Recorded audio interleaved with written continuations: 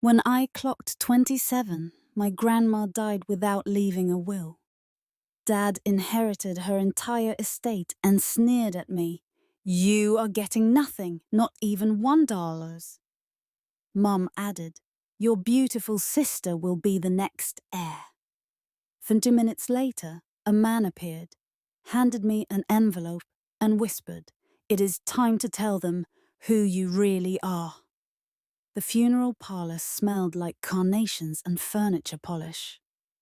I sat in the back row of folding chairs, watching my father adjust his tie in the reflection of the viewing room window. He'd worn his best suit, the charcoal Tom Ford he saved for client dinners, and my mother had chosen a black dress that probably cost more than my monthly rent. My sister Vanessa sat between them, dabbing at her eyes with a handkerchief that had never seen actual tears. Grandma Miriam had died on a Tuesday. They'd called me on Wednesday. The funeral was Saturday. And now, on this grey Sunday afternoon in March, we were gathering for what my father kept calling the formalities. He said it like that, the formalities, as if Grandma's entire life could be reduced to paperwork and property deeds. As if the woman who taught me to read using her collection of poetry books was just another asset to be liquidated and distributed. I wore a navy dress I'd owned for 6 years. The hem was coming loose on one side. I'd noticed it that morning, but hadn't bothered to fix it. Some things, I'd learned, weren't worth the effort of maintaining appearances. "Elena!" My father's voice cut across the room. He didn't turn around, just kept looking at his reflection, smoothing his hair. "Sit up straight. Sir Pemberton will be here any minute." I straightened my spine against the metal folding chair and said nothing. This was my role in the family, the one who said nothing, who took up as little space as possible, who existed primarily as a point of contrast to make Vanessa shine brighter. She was the beautiful one, the successful one, the one with the corner office and the engagement ring from a man whose family owned half of Scottsdale. I was the disappointment, the one who'd chosen teaching over law school, who'd married young and divorced quietly, who lived in a one-bedroom apartment in a neighborhood my mother pretended didn't exist. I still can't believe she didn't tell us she was sick. My mother's voice was pitched for maximum sympathy, the tone she used at charity luncheons when discussing other people's misfortunes. She just kept it to herself, suffering alone in that big house. I bit the inside of my cheek hard enough to taste copper. Grandma Miriam hadn't suffered alone. I'd been there every Wednesday evening for 2 years, sitting with her while she underwent treatment, holding her hand during the bad nights, reading to her when the pain made it hard to sleep. But my mother didn't know that because I'd never mentioned it, and Grandma had asked me not to tell them. "They'll make it about themselves," she'd said once.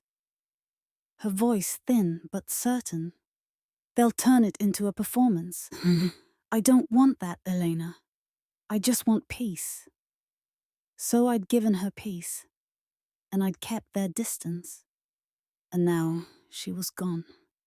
The door opened, and Marshal Pemberton walked in, carrying a leather briefcase that looked older than I was. He was Grandma's attorney, a man in his 70s with wire-rimmed glasses and a perpetually sad expression. He'd known our family for 40 years, had handled every legal matter from house purchases to business deals. And he greeted my father with the kind of formal courtesy that barely masked deep personal dislike. "David, Margaret, Vanessa." He nodded to each of them. Then his eyes found mine in the back row. "Elena, thank you all for coming." "Let's get this done," my father said, settling into a chair in the front row. "I have a 4 o'clock tea time." His mother had been dead for 5 days. He had a tea time. Pemberton opened his briefcase slowly, deliberately, and I watched my father's fingers drum against his knee. Everything about David Morrison was motion and noise. The constant phone calls, the impatient sighs, the way he'd tap his foot during any conversation that didn't directly benefit him.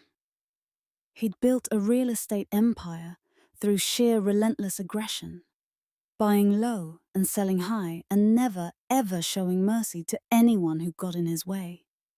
Grandma Miriam used to say he'd inherited his father's ruthlessness, but none of his father's heart. "Before we begin," Pemberton said, "I want to express my sincere condolences. Miriam was an extraordinary woman. It was an honor to know her." "Yes, yes," my father waved his hand dismissively. "We all loved her very much. Now, the will?" Pemberton's mouth tightened, but he pulled out a manila folder and opened it with careful precision. Miriam's estate is substantial. The house in Riverside, the property in Montana, the stock portfolio and various accounts and investments. The total value is approximately $48 million. My mother inhaled sharply. Vanessa's eyes went wide. I felt nothing. Just a distant, hollow ache that had nothing to do with money. "As her only surviving child," Pemberton continued, "David, you are the primary beneficiary. The house, the Montana property, and the investment accounts all pass to you, with the stipulation that the Montana property cannot be sold for a period of 10 years. My father nodded, already calculating, already planning which properties he'd leverage against which loans. I could see it in his eyes, the same look he got when he was closing a deal. "There are a few smaller bequests," Pemberton said, glancing down at the papers. $50,000 to the Riverside Library, $25,000 to St. Catherine's Church, and a few personal items distributed to various... "What about Vanessa?" My mother interrupted. "Surely Miriam left something for her granddaughter." "Margaret." My father's voice carried a warning. "Let the man finish. I'm just saying it would have been appropriate." My mother shifted in her seat, her designer bag clutched against her chest like a shield. Vanessa was always so good to her mother-in-law, so attentive. Vanessa had visited Grandma exactly 3 times in the last 2 years, each visit lasting less than an hour. Pemberton cleared his throat. "There is a provision in the will regarding Miriam's personal jewelry collection, valued at approximately $200,000. That collection goes to Vanessa Morrison Fletcher." Vanessa actually clapped her hands together. "Oh, Grandma, that's so sweet."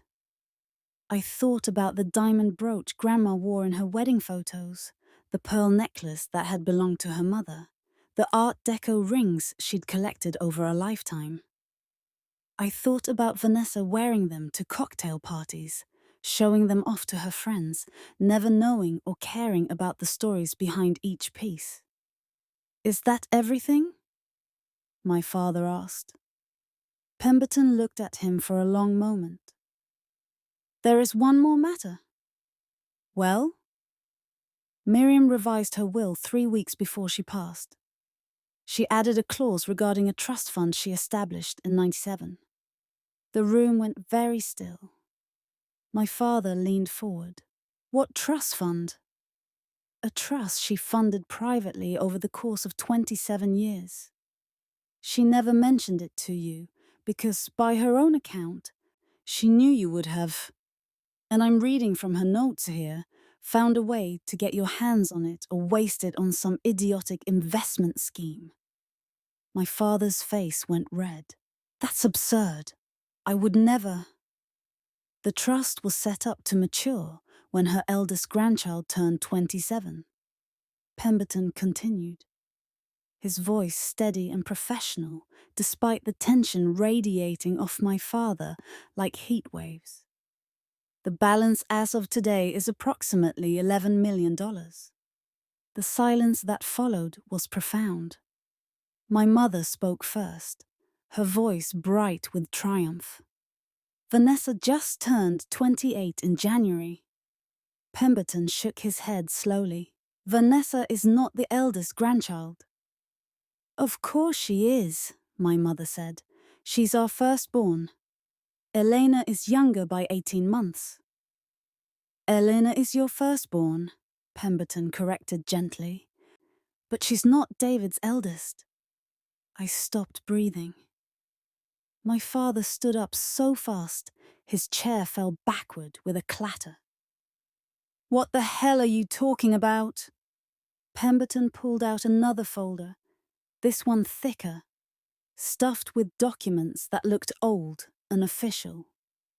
In 1973, when David was 19 years old and a freshman at Arizona State, he had a relationship with a woman named Caroline Reeves. She became pregnant. She gave birth to a daughter on August 14, 1974. This is insane, my father said, but his voice had lost its certainty. I don't know what my mother told you, but your mother knew because Caroline told her, Pemberton said. Caroline reached out to Miriam when the child was 6 months old. She wasn't asking for money or support. She'd already made arrangements for the baby to be adopted. She simply thought Miriam had a right to know she had a grandchild. My mother was gripping the arms of her chair, her knuckles white. David, tell him this is ridiculous. My father said nothing. Miriam kept track of the child over the years. Pemberton continued. She knew the adoptive family. She knew where they lived. When the girl turned 5, Miriam started putting money into the trust fund, adding to it every year, sometimes monthly. She never told you, David, because she knew you'd reject the entire situation. You've always been very firm about only having 2 daughters. This is some kind of mistake, Vanessa said. But she sounded uncertain now, looking at our father with new eyes. Pemberton pulled out a photograph and set it on the table. This is Caroline Reeves, taken in 1973. I couldn't see it from where I sat. But I saw my mother's expression change, saw recognition flicker across her face. And this, Pemberton said, placing another photo beside the first, is the daughter, taken last year. My father looked at the photos for a long time. When he finally spoke, his voice was rough. Where is she? That's the interesting part, Pemberton said. And for the first time since he'd entered the room, I saw something that might have been satisfaction in his expression. Miriam reconnected with her about 8 years ago. They developed a relationship, a close one, actually. The girl had a difficult childhood. The adoption fell through when she was 7. She ended up in foster care, aged out of the system at 18. But she put herself through community college, then state university. She became a teacher, 4th grade. The room tilted. I gripped the edge of my chair and felt the metal bite into my palms. Miriam was very proud of her, Pemberton continued. They met every week. She helped her through some difficult times. A divorce, financial struggles, health issues. She said this girl had her mother's strength and her grandmother's determination. She said she was the grandchild who most reminded her of herself. My father's hands were shaking. What's her name? Pemberton looked directly at me. Everyone turned. Eleanor, he wired quietly. Her name is Eleanor Catherine Morrison, though she was born Eleanor Caroline Reeves before her adoption. The family who adopted her changed her first name but kept Caroline as her middle name, Caroline's request. She wanted her daughter to always carry a piece of her birth mother with her. The words came from far away, distorted and strange. My mother stood up, her face pale. That's impossible. Elena is our daughter. I gave birth to her. I have the birth certificate, the hospital records. You have records for an Elena Morrison born in September 1975, Pemberton said. This Elena, the first Elena, was born in August 1974, 14 months older.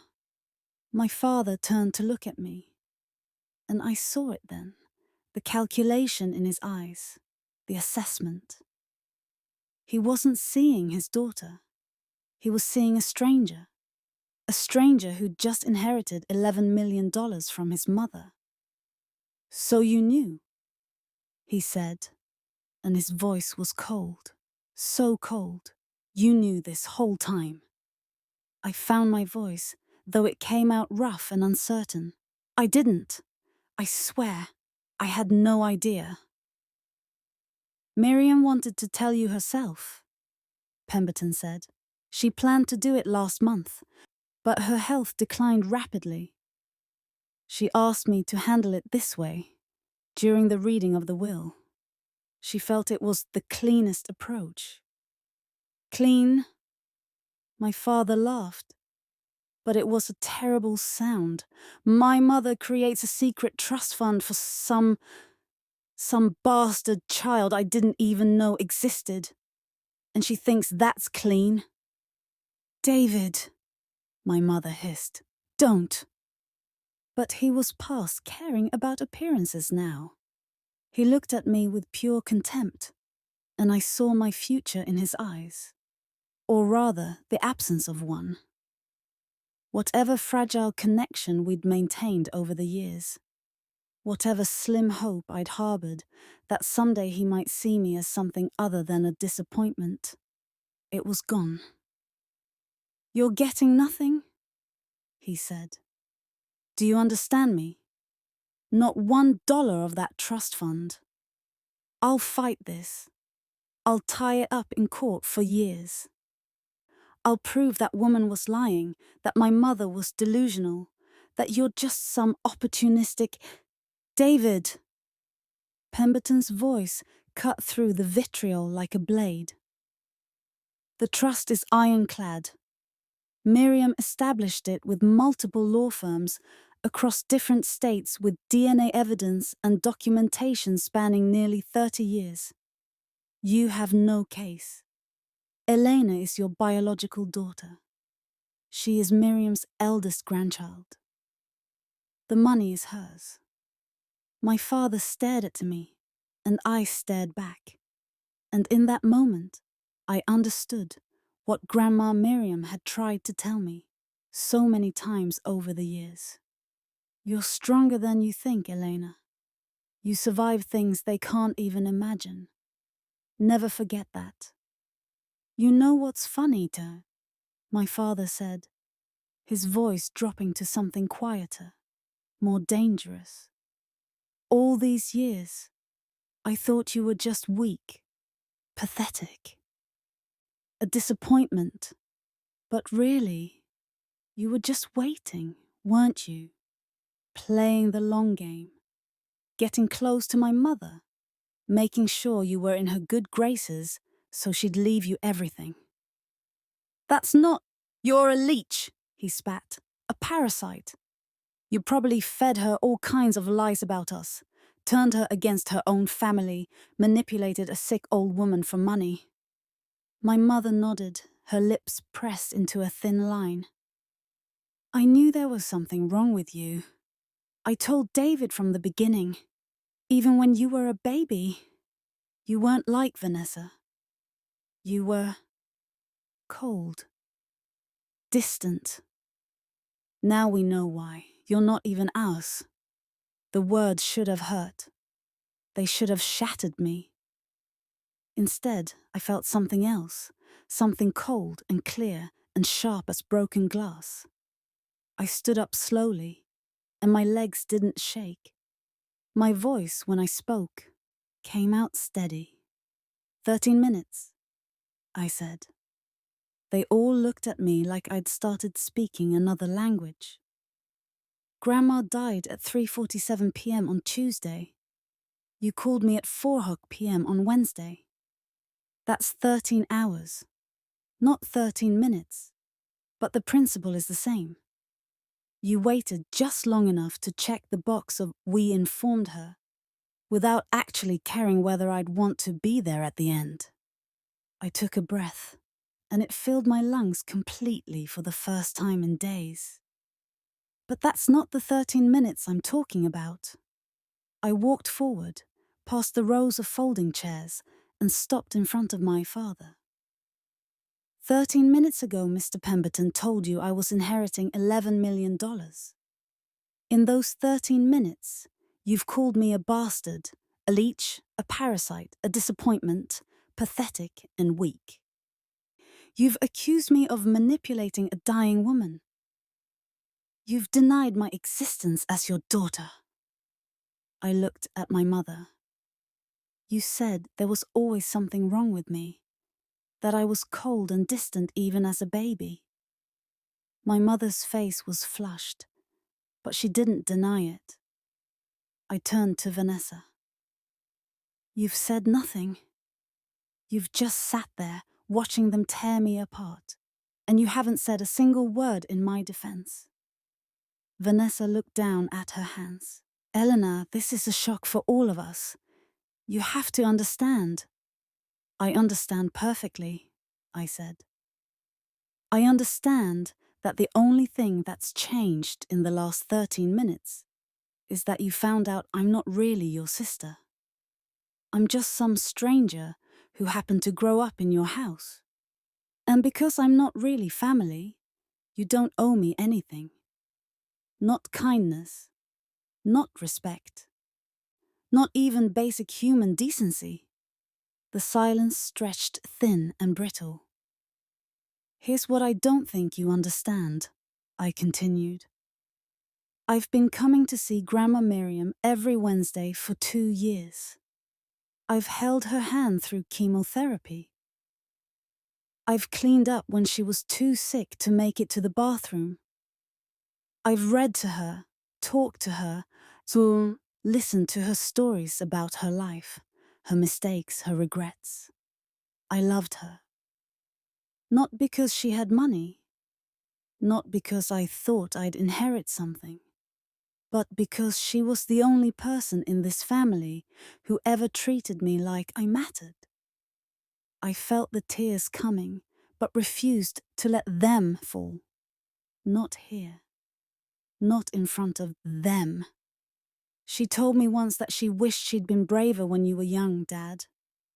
She wished she'd stood up to Grandpa, made him be a better father to you. She blamed herself for the way you turned out. All ambition and no heart. She said it was her biggest regret.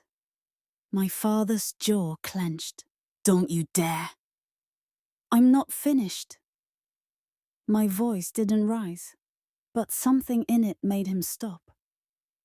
She also told me that she put money away for me because she knew what it was like to be trapped. She was trapped in a marriage to a man who controlled every dollar, who made her ask permission to buy groceries. She stayed because she didn't have options. She wanted to make sure I always had options. I pulled my phone from my purse and opened my voice memos. Found the one labeled March 3rd. She recorded this 2 weeks before she died, I read. I was reading to her, Yeats, her favorite, and she stopped me and asked me to record her. She said she wanted to make sure I remembered. I pressed play. Grandma Miriam's voice filled the room, thin and shaky, but unmistakably hers. Eleanor, sweetheart, If you're listening to this, it means I'm gone and you've just found out about the trust. I know this must be confusing and probably upsetting. I'm sorry I didn't tell you sooner. I was afraid you'd argue with me, try to refuse it, and I couldn't risk that. I want you to know that money isn't about you being my biological granddaughter. It's not about blood. It's about the fact that you showed up. Week after week, year after year, you showed up. When I was sick, when I was difficult, when I was scared, you were there. You didn't come because you had to. You didn't come because you wanted something. You came because you loved me, and I felt that love every single time. My son is going to be angry. He's going to say terrible things at her. Margaret will support him because that's what she does. Vanessa will stay silent because she's never learned to stand up for anything that doesn't directly benefit her. They're going to make you feel like you don't deserve this, like you somehow stole it from them. Don't listen. You survived a childhood most people can't even imagine. You put yourself through school. You became a teacher, a person who shapes young minds and helps children who might be struggling the way you struggled. You married young because you were looking for family, for belonging, and when that marriage fell apart, you didn't fall apart with it. You picked yourself up and kept going. That's who you are, Elena. You're a survivor. You're strong and kind and brave. And I am so incredibly proud to be your grandmother. Biology doesn't make family. Love does. Choice does. You chose me, and I chose you. And that makes us family in the ways that actually matter. Use the money wisely. Buy yourself security. Take care of yourself. Don't let anyone make you feel guilty for accepting what you've rightfully earned through years of genuine love and care. And remember, you are worth so much more than they ever gave you credit for. I love you, sweetheart. I'm so glad I got to know you. Now go live a life that would make me proud. I have a feeling you already are. The recording ended. No one spoke. I put my phone back in my purse and looked at my father. You wanted proof that I didn't manipulate her? There's your proof. She knew exactly what she was doing. She knew exactly who you were, who I was, and she made her choice. I walked past him, toward the door. "Where do you think you're going?" my mother demanded. I paused, hand on the doorknob. "Away from you, all of you. I've spent my entire life trying to earn love from people who were never going to give it. I'm done." "Elena." Vanessa stood up, and for a moment I thought maybe she'd say something kind. But then she spoke, and her voice carried that same carefully neutral tone she used in business meetings. "You have to understand our position. This is a lot to process.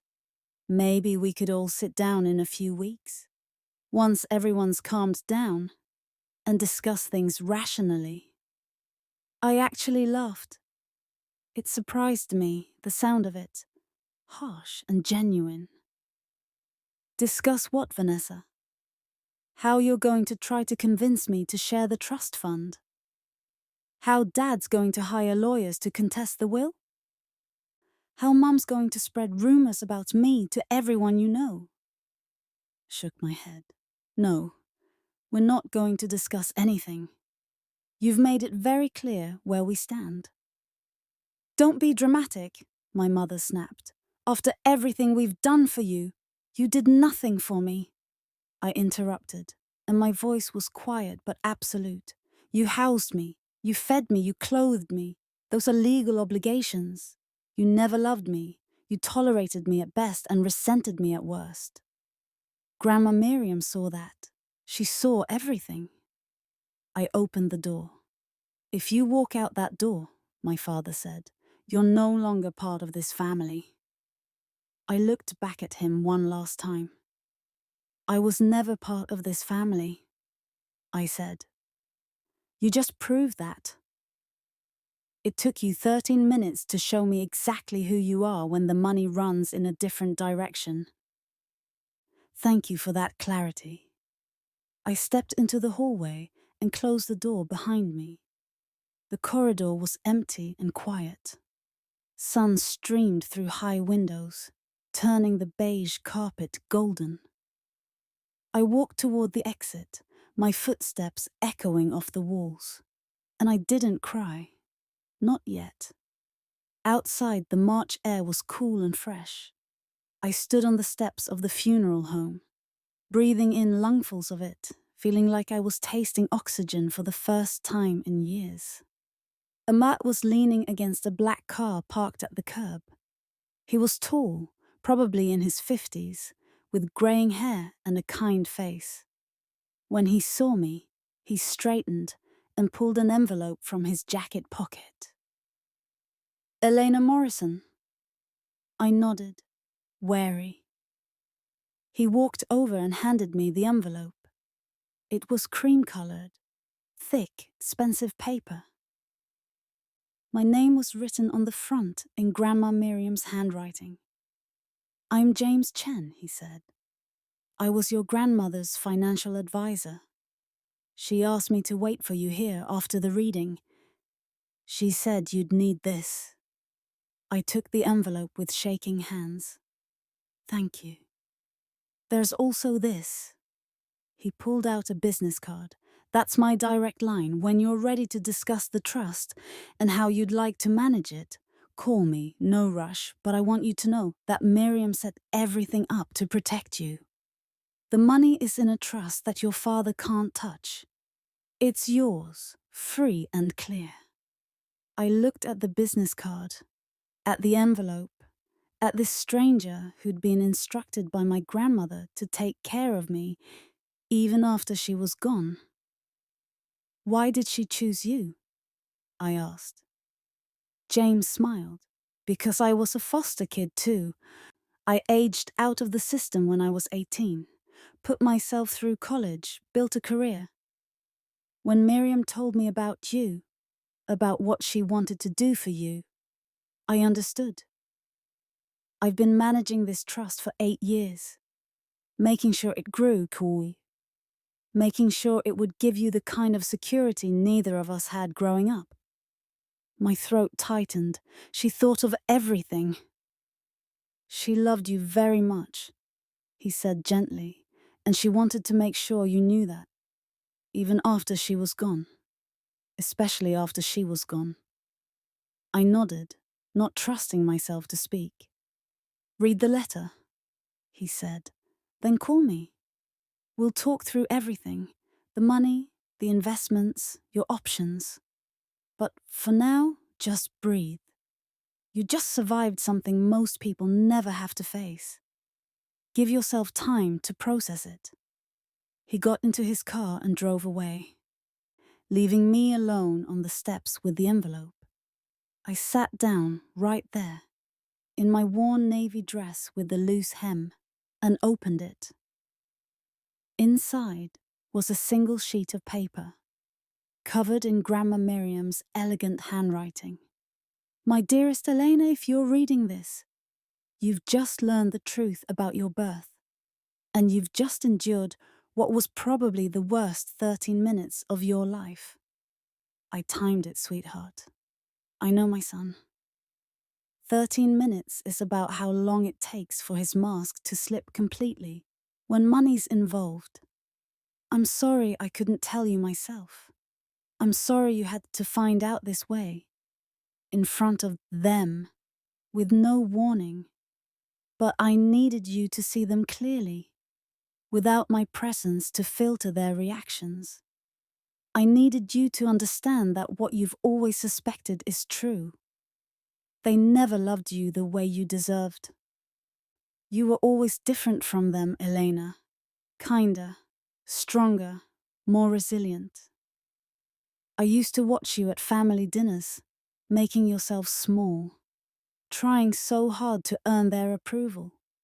And my heart would break, because I knew what you didn't, that their approval was never yours to earn. They were never capable of giving it. You are my granddaughter. But more than that, you are my friend. You're the person I chose to spend my last years with. You're the one who held my hand and made me laugh and reminded me that love doesn't have to be complicated or painful. It can be simple. It can be kind. It can be true. The money is practical. It's security. It's freedom. But more important than the money is what I want you to know. You are worth everything. You are brilliant and brave and beautiful.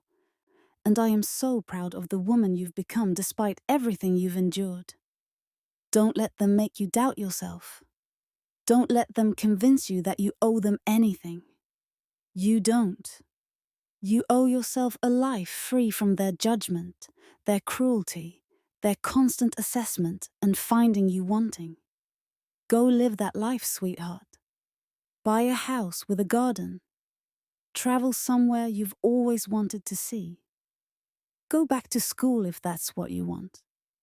Or just take time to breathe, to heal. To figure out who you are when you're not constantly trying to prove your worth to people who refuse to see it. You already proved everything to me. You showed up when I needed you. You loved me without conditions. You were family in the truest sense. Thank you for that gift. All my love. Always and forever. Grandma Miriam P.S. I left instructions for James to take you to dinner if you want company tonight. If you don't, that's okay too. But you shouldn't be alone today. You've been alone enough. I sat on those steps and cried. Not quiet tears, but great shaking sobs that came from somewhere deep and old and wounded. I cried for the grandmother I'd lost. I cried for the family I'd never really had. I cried for the little girl in foster care who'd spent so many years wondering what was wrong with her that made her unlovable. And then I cried because for the first time in my life, I had proof that I was lovable. That I had been loved deeply and truly by someone who saw me clearly. A car pulled up. James Chen got out, carrying 2 cups of coffee. "Thought you might still be here, duh," he said, sitting down beside me on the steps. "And I thought you might need this." He handed me a cup. It was hot and sweet and exactly what I needed. "Thank you," I said. "Miriam told me you'd try to be strong through the reading," he said. "She told me you'd probably hold it together until you got outside, and then you'd fall apart. She said you needed to know it was okay to fall apart, that you'd earned the right to cry." I laughed through the tears. She really did think of everything. "She had 8 years to plan this," James said. "She wanted to make sure you were taken care of, not just financially, but emotionally. She knew today would be hard.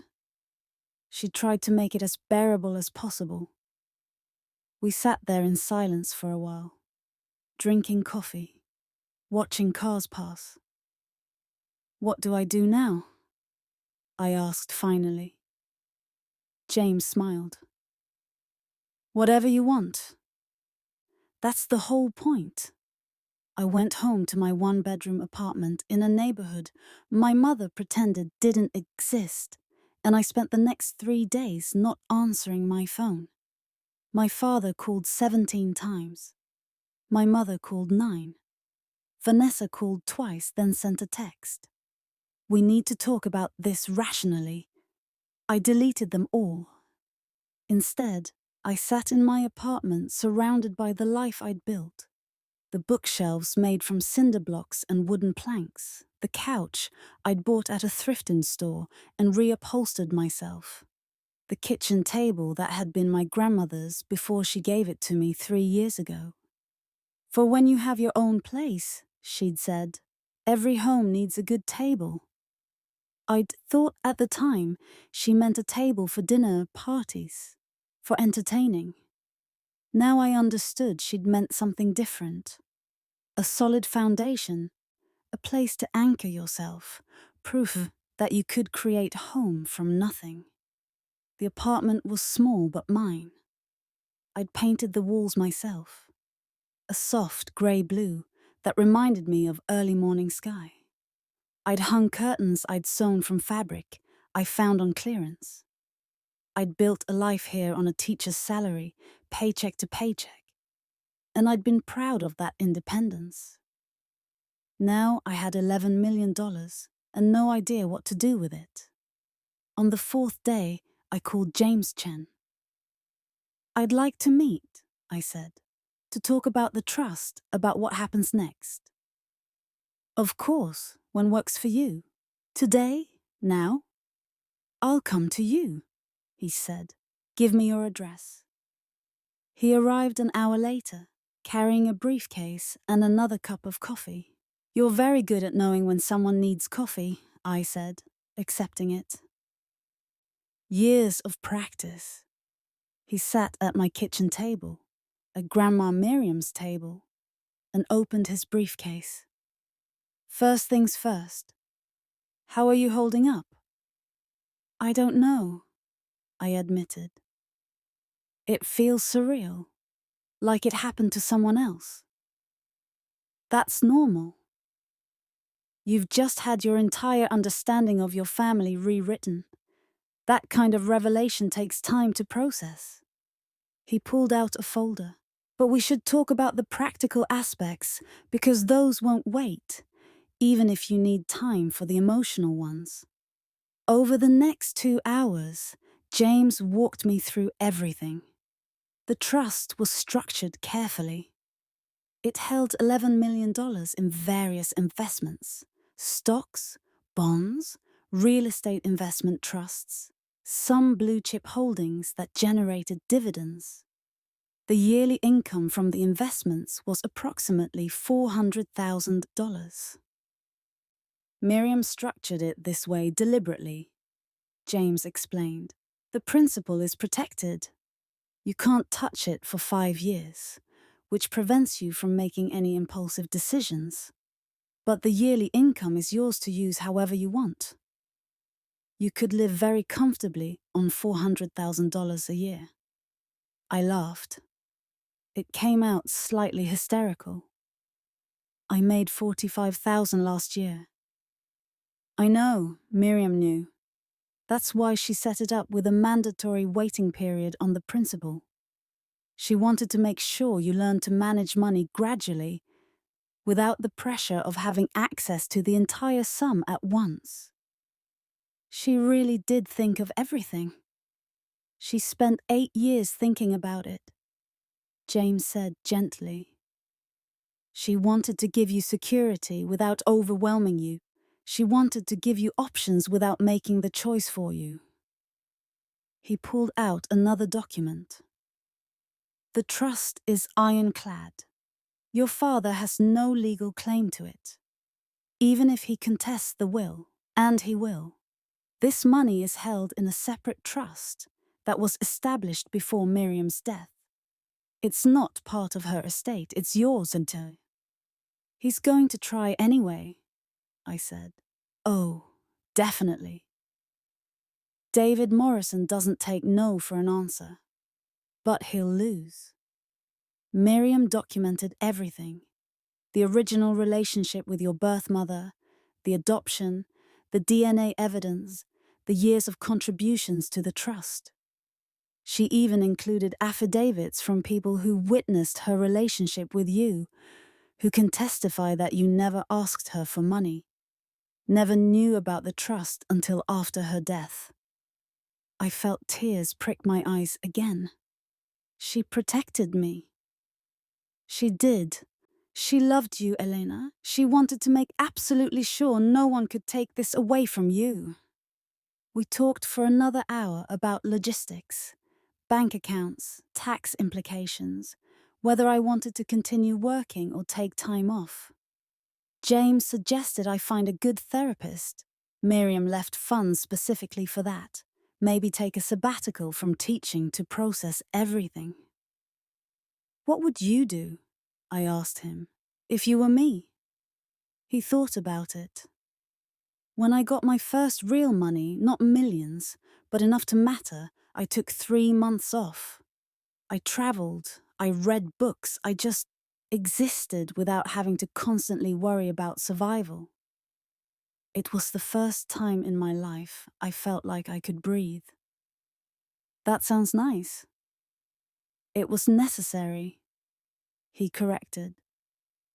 You've been in survival mode your whole life, Elena Didor. You've never had the luxury of just being. The trust gives you that luxury. Use it. After he left, I sat at the kitchen table and looked around my small apartment. For the first time in 4 days, I opened my laptop and checked my email. There were 47 messages from my father's lawyer, each one more aggressive than the last. They wanted documentation. They wanted proof. They wanted to depose me, interview me, examine my relationship with Miriam for signs of undue influence. I deleted them all and called Pemberton. Elena, he said warmly, I've been hoping you'd reach out. How are you holding up? I'm okay, but I need a lawyer. You have one. Miriam retained my firm to represent you in any legal challenges to the trust. You're not paying for this. She already did. I laughed, and this time it was genuine. Of course she did. She anticipated everything your father would try. We're ready for all of it. He paused. I should also tell you, David is planning to contest your status as his biological daughter. He's demanding a DNA test. My stomach clenched. He's denying I'm his? Yes. He's claiming Miriam was confused or misled, that the original documentation must be fraudulent. It's a stalling tactic, nothing more. But it means this is going to get uglier before it gets better. I don't understand. If he denies I'm his daughter, that means he's denying the daughter he raised for 27 years is his biological child. How does that help him? It doesn't. It's pure rage and spite. He can't accept that Miriam gave you the money instead of him. In his mind, you stole it. The DNA test is just a way to hurt you, to make you prove your existence, your worth, your right to the money. That's cruel. Yes, it is. But here's the thing, Elena. You don't have to participate in his cruelty. You can agree to the DNA test, prove once and for all that you're his biological daughter, and then you can walk away. You don't owe him anything beyond that. What about my mum, Vanessa? What about them? Do they believe him? That I'm not his? Pemberton sighed. I don't know, but I suspect your mother knows the truth, that you're David's biological daughter, and she's staying silent because it's easier to go along with his narrative than to stand up for you. And Vanessa? Vanessa has retained her own attorney. She's challenging the jewelry bequest. I actually laughed. On what grounds? She claims that as the only legitimate grandchild, her word, not mine, she should inherit everything Miriam left to you, both the trust and the jewelry. The absurdity of it was almost beautiful. My family was imploding over money they'd never earned, fighting over inheritances they'd never expected, all while denying the existence of a person they'd lived with for decades. Let them, I said. Let them contest everything. Let them waste their time and money and energy trying to prove I don't deserve what Grandma left me. I know the truth. That's enough. That's a healthy attitude, Pemberton said. But be prepared. It's going to get worse before it gets better. They're going to say terrible things about you. They're going to try to destroy your reputation, your relationships, your sense of self. David has already started telling people you manipulated Miriam, that you isolated her from her family, that you're some kind of con artist. People will believe him. Some will. People who don't know you. People who only know David's version of events.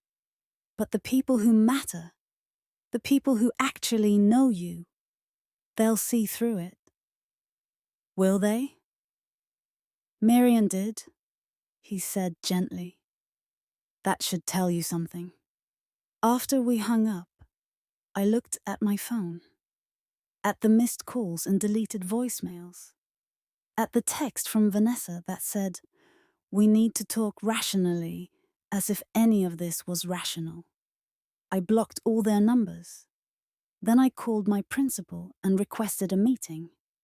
Dr. Patricia Walsh had been principal of Lincoln Elementary for 15 years. She was a black woman in her 60s with silver hair. She wore natural, intelligent eyes and a reputation for fierce advocacy for both her students and her teachers. I'd worked at Lincoln for 5 years, and in that time Dr. Walsh had been consistently supportive, giving me the difficult students, the ones other teachers didn't want, because she said I had a gift for reaching kids who'd been written off. I need to take a leave of absence, I told her the next morning, sitting in her office surrounded by children's artwork and photos of student achievements. How long? I don't know. A few months, maybe. Maybe longer. She studied me carefully. Does this have to do with your grandmother's death? Partially. There are some family complications, things I need to sort out. Are you in danger? The question surprised me. Oh, nothing like that. Just, I need space. Time to figure some things out. Dr. Zol Walsh nodded slowly. You're one of my best teachers, Elena. The kids love you. Their parents love you. I don't want to lose you permanently. You won't. I love teaching. I love this school. I just need time. Then take it. She pulled out a form from her desk drawer. I can approve a 3-month sabbatical, renewable for another 3 if needed. You won't lose your position. When you're ready to come back, your job will be here. Thank you. Can I give you some advice? I nodded.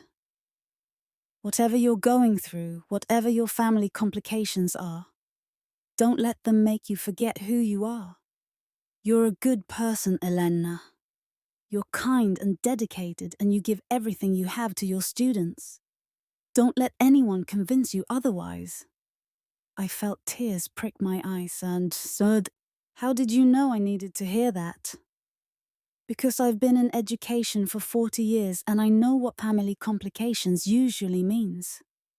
Someone's making you feel like you don't deserve something.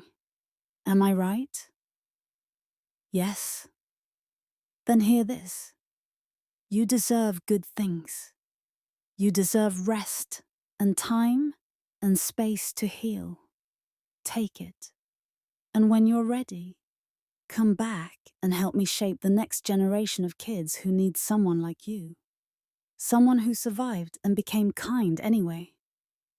I cried in her office, and she let me, handing me tissues and sitting in companionable silence until I pulled myself together. I'm sorry, I said. Don't be. Lord knows I've cried in this office enough times over the years. It's practically a tradition. I left Lincoln Elementary that afternoon, feeling lighter than I had in days. Dr. Walsh was right. I needed space to heal. I needed time to figure out who I was when I wasn't constantly trying to earn love from people who refused to give it. That evening, I booked a flight to Montana. Grandma Miriam's Montana property was a cabin on 20 acres near Glacier National Park. She'd bought it in the 1980s, back when land was cheap and she could hide money away from my grandfather. My escape plan, she'd called it once, the place I was going to run to if I ever found the courage to leave. She never did leave my grandfather. He died first, of a heart attack at 63.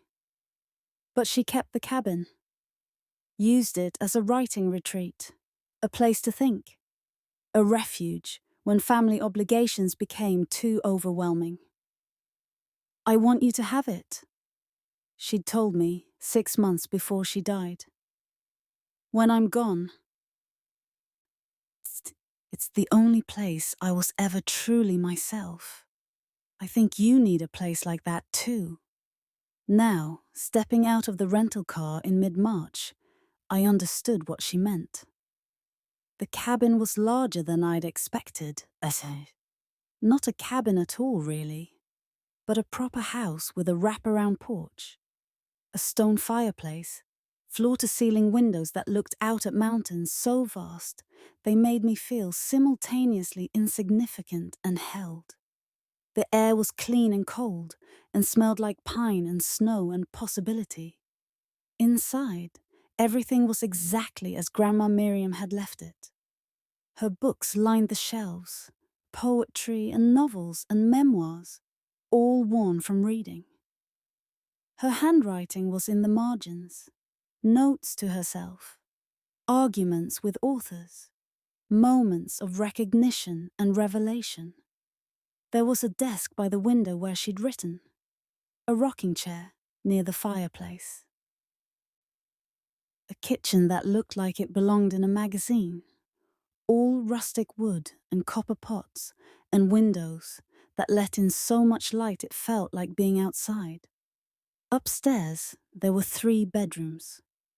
The master had a 4-poster bed covered in quilts, a reading nook with a window seat, and a bathroom with a clawfoot tub that faced the mountains. I dropped my bag and climbed into that tub fully clothed, turned on the water as hot as I could stand it, and soaked until my fingers pruned and the water went cold. When I finally got out, I wrapped myself in one of Grandma Miriam's robes. It still smelled faintly like her perfume, something light and floral, and walked back downstairs. The sun was setting, painting the mountains in shades of gold and pink and purple, and I stood at the window watching until the last light faded and the stars came out. I'd never seen so many stars. In Phoenix, light pollution washed out the sky. You got the moon and maybe a planet or two, but never this, never the Milky Way splashed across darkness like someone had spilled light across the universe. I stood there for a long time, just looking. Then I called James Chen. "I'm in Montana," I said, "at Grandma's cabin." "How is it?" "Perfect." She had good taste. She did. That property was one of her best investments, actually. It's appreciated significantly over the years, but she never wanted to sell it because it meant something to her beyond money. She said it was her escape plan. It was. After your grandfather died, she told me she used to come here and imagine what her life would have been like if she'd been brave enough to leave. She'd write out whole scenarios, what she would have done, where she would have gone, who she might have been. Did she show you the writing? No. She said it was private. But she told me about it. She said writing alternate lives helped her make peace with the one she'd lived. I looked around the cabin, at all the signs of my grandmother's inner life. I think I'm going to stay here for a while. Good. That's exactly what she hoped you'd do. She set up an account specifically for maintaining the property, utilities, taxes, upkeep. You don't have to worry about any of that. Just be there. After we hung up, I explored more thoroughly. I found Grandma Miriam's writing desk and opened the drawers carefully, reverently. Inside were notebooks, dozens of them, going back years. I pulled one out at random and opened it. April 15, 1998. Came to the cabin today. Needed to get away from David's latest disaster. He's lost $2 million on some idiotic development deal and had the nerve to ask me to bail him out. Again. I said no. He called me selfish. Margaret called me heartless. I'm neither. I'm just tired of watching him make the same mistakes over and over, expecting different results. If I'd left William when David was young, would my son have turned out differently? Would he have learned empathy, kindness, restraint? Or was he always going to be this way, all appetite, no satisfaction? I think about the girl sometimes. Caroline's daughter. She'd be almost 24 now. I wonder what kind of person she became. I wonder if she's happy. I felt a chill run through me. She'd been thinking about me even before she knew me. I flipped forward in the notebook. June 3, 2017. I met her today. Elena. After 43 years of wondering, I finally met her. She's teaching 4th grade at a school in South Phoenix. Marshall helped me find her. Helped me arrange a chance meeting at a coffee shop near the school. I pretended to be lost. Asked for directions. She was so kind. Patient. She drew me a map on a napkin. Made sure I understood. Asked if I needed anything else. She looks like David at that age. Same dark eyes. Same stubborn chin. But she looks like Caroline too, especially when she smiles. There's a softness to her that David never had. I wanted to tell her who I was. I wanted to say, I'm your grandmother. I've been looking for you for 43 years. But I couldn't. Not yet. I need to know her first, need to understand who she is when she doesn't know I'm family. She mentioned she was divorced recently. Said it casually, like it wasn't a big deal, but I could see the hurt underneath. She asked if I had family in Phoenix, and when I said yes, she smiled and said, "Family's complicated, isn't it?" With such knowing in her eyes. Yes, I wanted to say. Yes, it is, but sometimes we find family in unexpected places. I'm going back next week. She volunteers at the coffee shop's free lunch program on Wednesdays. I'll volunteer too. She'll never know we're connected, but I'll know. And for now, that's enough. I sat at her desk and cried again. But these were different tears. These were tears of recognition, of understanding, of grief for all the lost years, but also gratitude for the years we'd had. She'd found me. She'd chosen me. And she'd loved me without ever expecting anything in return. I spent the next week in the cabin reading her notebooks, learning about her life, her thoughts, her gradual falling in love with the granddaughter she'd found. She documented everything.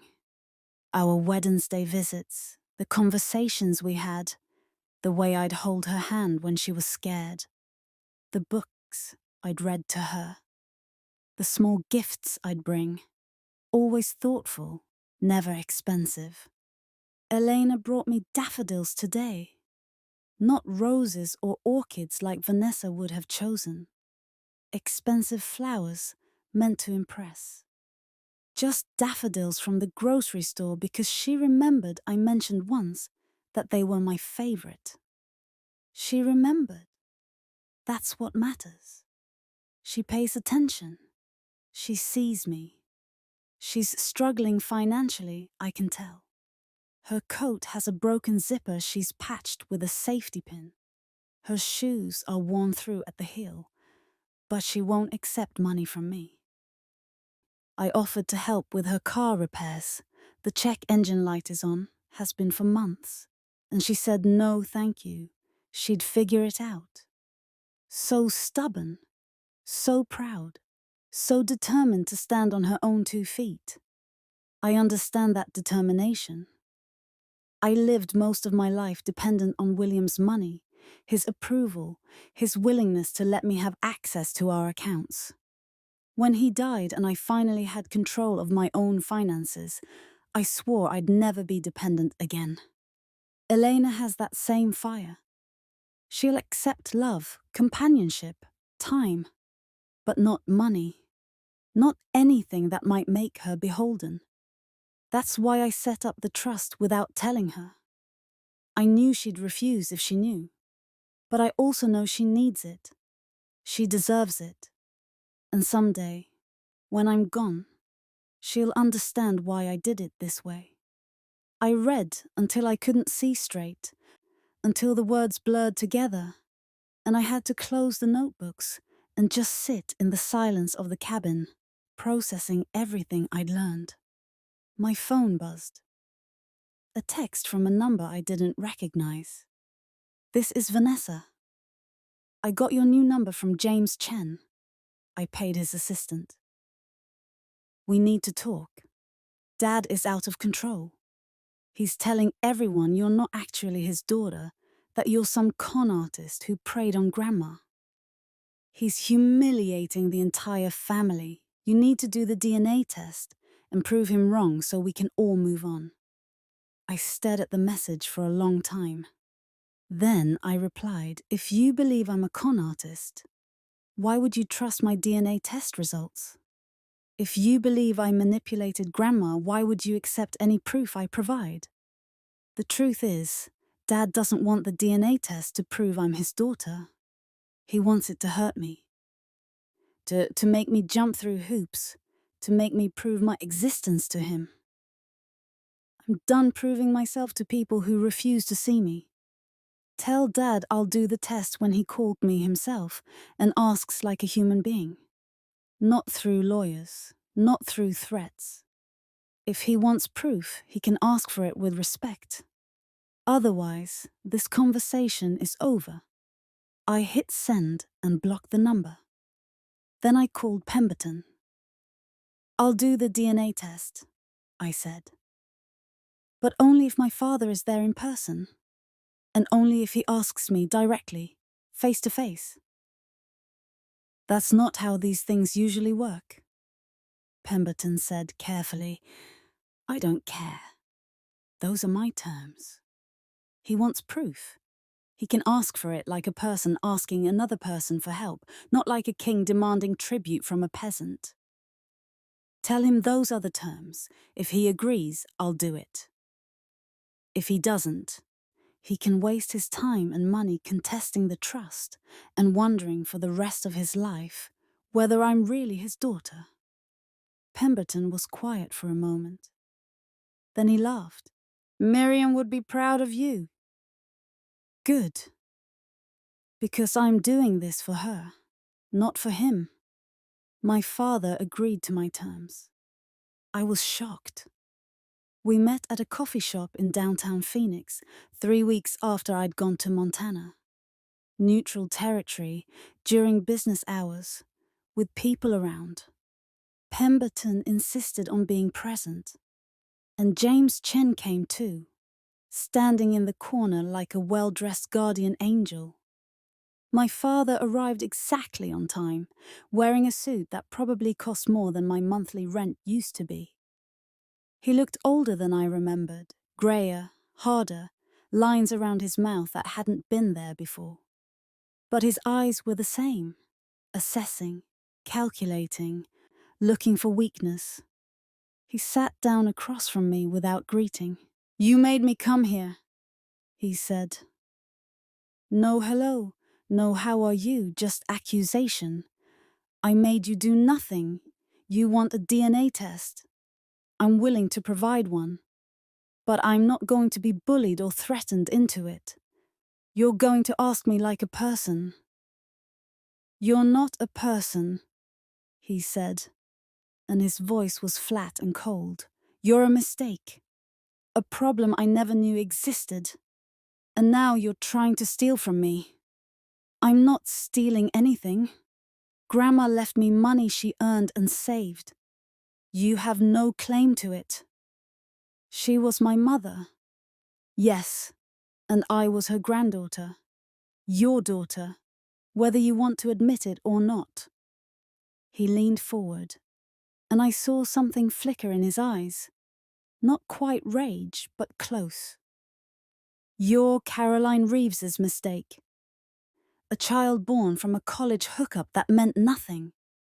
I don't even remember her. That says more about you than it does about her. I had no responsibility to that baby. I was 19 years old. You're right. You had no responsibility to that baby. But you do have responsibility to me, the daughter you chose to raise, the daughter you claimed as yours, the daughter who lived in your house for 18 years, and yet you're treating me worse than a stranger. He sat back, and something in his expression shifted. You want to know why? Yes? Because you're not mine. Not really.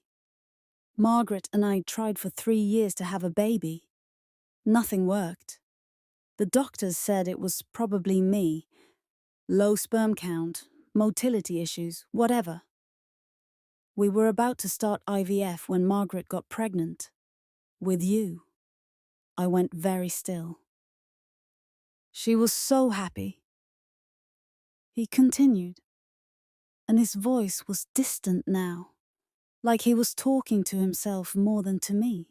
I was happy. We thought it was a miracle. But then you were born, and you didn't look like me. You didn't look like Margaret. The doctors said sometimes babies don't look like their parents, that it changes as they grow, so we waited. And we loved you. I did love you, Elena. You were my daughter. What changed? Vanessa was born, and she looked exactly like me. Same eyes, same features, same expressions. She was mine in a way you never were. And I started to wonder. He trailed off. You started to wonder if I was yours? Yes, but by then you were 2 years old. We'd registered you, gotten you a social security number, told everyone you were ours. It was too late to question it. So I just accepted it. Accepted that you were mine by law if not by blood. And I tried to love you the same way I loved Vanessa. But you couldn't. No, I couldn't. Because every time I looked at you, I saw the question. Are you mine? Or are you someone else's mistake that Margaret passed off as mine? The coffee shop noise faded to white background static. Pemberton had shifted closer, ready to intervene if needed. James was watching my father with an expression I couldn't read. So when you found out about Caroline Reeves's baby, I said slowly, when you found out I was actually yours biologically, that I wasn't Margaret's lie but proof of your own past, you couldn't accept it. You're not my daughter, he said again, but this time his voice cracked. You can't be, because if you are, that means I spent 27 years resenting a child for something that wasn't her fault. That means I withheld love from my own daughter because I convinced myself she was evidence of my wife's infidelity. That means I'm a terrible father, I finished softly. Yes, That's exactly what it means. He looked at me, and for just a moment, I saw something that might have been regret. Then it was gone, replaced by the cold assessment I knew so well. The DNA test, he said. Let's just do it and be done with this. No. What? I'm not doing the test, not anymore. You said you would. I said I would if you asked me like a human being. But you can't. You just proved that. You can't even admit what you did, how you treated me, why you treated me that way. You want the test because it gives you an answer either way. Either I'm not your daughter and you were right to treat me badly, or I am your daughter and you can blame yourself for something you didn't know. Either way, you get to avoid responsibility for the actual choice you made to withhold love from a child because she didn't meet your standards. Eleanor. Pemberton's voice held a warning. Think carefully about this. I have thought about it. For 3 weeks, sitting in Grandma's cabin, reading her notebooks, understanding how she saw me, saw all of us. She knew what he did. She watched him favor Vanessa, watched him treat me like I was less than. And she couldn't fix it because she couldn't tell the truth without destroying his marriage, without revealing his past, without making everything worse. So she just loved me. She showed up every Wednesday and loved me without conditions, and she left me enough money to never have to beg for love again. I stood up. I don't need to prove I'm your daughter, I said. I know who I am. I survived foster care. I survived a bad marriage. I survived 27 years of your disapproval and conditional affection. I survived. And I became a good person anyway. That's what matters. Not DNA, not blood, not whether you finally decide I'm worthy of acknowledgement. If you don't do the test, my father said, I'll continue the lawsuit. I'll tie the trust up for years. I'll make sure you never see a penny of that money. Then do it, I said simply. Grandma set up the trust so I'd have income regardless of the principal. I have $400,000 a year. I have the cabin in Montana. I have my teaching job. I have everything I need. You can spend the rest of your life fighting over money that's not yours, telling lies to people who will eventually see through them. Or you can walk away and try to salvage some relationship with the daughter you do acknowledge. I looked at Pemberton. If he wants a DNA test, he can get a court order. I'm not volunteering one. I'm done performing for his approval. I walked out of the coffee shop into Phoenix sunshine that felt like a blessing. Behind me, I heard my father say something, but I didn't turn around, didn't care what he had to say, didn't need to hear his justifications or his rage or his calculations about what this meant for his lawsuit. James caught up with me at my car. That was brave, he said, or stupid. No, brave. Miriam would have been proud. Would she? I just walked away from the chance to prove I'm his daughter. Now he'll keep fighting, keep contesting, keep telling everyone I'm a fraud. Let him, James said. You know what Miriam told me once? She said the people who matter will know the truth, and the people who don't know the truth don't matter. Your father doesn't matter, Elena, not anymore. You've given him decades of effort, trying to earn his love. You don't owe him another minute. I leaned against my car and looked up at the sky. I should feel sad, or angry, or something, but I just feel tired. Like I've been carrying something heavy for so long, I didn't even realize it was there until I put it down. That's grief, James said gently. Not for what you lost, but for what you never had.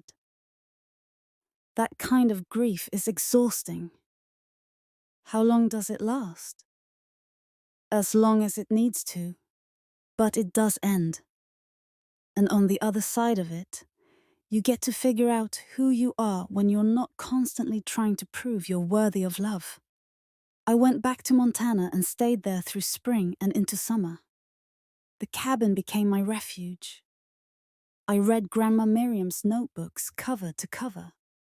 I learned about her life, her unhappy marriage, her slow accumulation of small rebellions, her secret writing, her years of wondering about the granddaughter she'd never known. November 12, 2019, Elena told me about her childhood today. We were sitting by the fire. She'd come to my house for Thanksgiving since her family didn't invite her, and she said it casually, like it wasn't a big deal. I was in 6 different foster homes before I aged out. 6 homes. 6 families who took her in and gave her up. I wanted to cry. I wanted to tell her I was sorry, that if I'd known she existed, I would have found her, taken her in, given her the stability she deserved. But I couldn't. Not yet. So I just held her hand and said, "You're incredibly strong to have survived that." She laughed and said, "I didn't have a choice. You survive or you don't. I chose to survive." As if it were that simple. As if she didn't have to wake up every day and actively choose to keep going, to keep hoping, to keep believing she was worth the effort of staying alive. My son raised a daughter in comfort and safety, and gave her nothing but contempt. This girl raised herself in chaos and uncertainty, and became kind. Life is unfair in ways that make my heart hurt. I cried reading that entry. Cried for the grandmother who'd seen me clearly and loved me anyway. Cried for the child I'd been, bouncing between homes, never quite fitting anywhere. Cried for the woman I'd become. Strong, yes, but also lonely and unsure and so tired of fighting. But then summer came, and with it, something unexpected. My phone rang one morning in late June. A number I didn't recognize. Eleanor Morrison? Yes? This is Bethany Fletcher. I'm Vanessa's fiancé's sister. I sat up straight. Okay. I need to talk to you about something. It's complicated.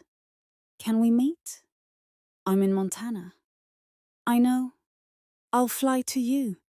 This is important. Something in her voice made me agree. We arranged to meet at a coffee shop in Whitefish 3 days later. Bethany Fletcher turned out to be a woman in her early 30s with intelligent eyes and a lawyer's bearing. She ordered coffee, sat down across from me, and pulled out a folder. "I'm going to be direct," she said. "Your sister is using you." "I know that." "She's contesting the jewelry bequest." "It's more than that. She's been talking to my brother, your sister's fiancé, about ways to contest the trust. She's convinced him that if they can prove you're not actually David's daughter, the money should go to her as the legitimate heir. She can try, the DNA proves otherwise." That's the thing. Bethany pushed the folder across the table. "I'm a family law attorney. When Vanessa started talking about contesting the trust, I got curious. I requested records from the hospital where you were born. The records from September 1975, when Margaret Morrison gave birth. I opened the folder. Inside were hospital records, birth certificates, documents I'd never seen before. "This is you," Bethany said. pointing to a birth certificate. Eleanor Marie Morrison, born September 15, 1975, to David and Margaret Morrison. I know. Look at the blood types. I looked. My father was listed as O positive, my mother as A positive, and I was listed as AB positive. I don't understand, I said. Two parents who are O positive and A positive can't produce an AB positive child. It's genetically impossible. Which means either the hospital made a mistake in recording blood types or I'm not their biological child. Right. So I dug deeper. I found the adoption records. They were sealed, but I have resources. Eleanor Caroline Reeves was adopted in March 1975 by Margaret and David Morrison. They changed her first name to Elena Marie, but kept Caroline as her middle name per the birth mother's request. They registered her with a new birth certificate and raised her as their biological child. The world tilted. Wait, I said slowly. You're saying Margaret and David adopted me? That they knew I was David's biological daughter from a previous relationship? Yes. According to the records, Caroline Reeves reached out to Miriam when the baby was 6 months old. Miriam told David about the child. Margaret and David were struggling with infertility. They'd been trying for years. So they made a decision. They'd adopt the baby privately, raise her as their own, and never tell anyone the truth. But why? Why would they do that? Because it solved multiple problems. David got to acknowledge his child without publicly admitting to the affair. Margaret got the baby she desperately wanted. Caroline got to ensure her child went to family rather than strangers. And Miriam got to know her grandchild. Everyone got what they wanted. Except me, I said.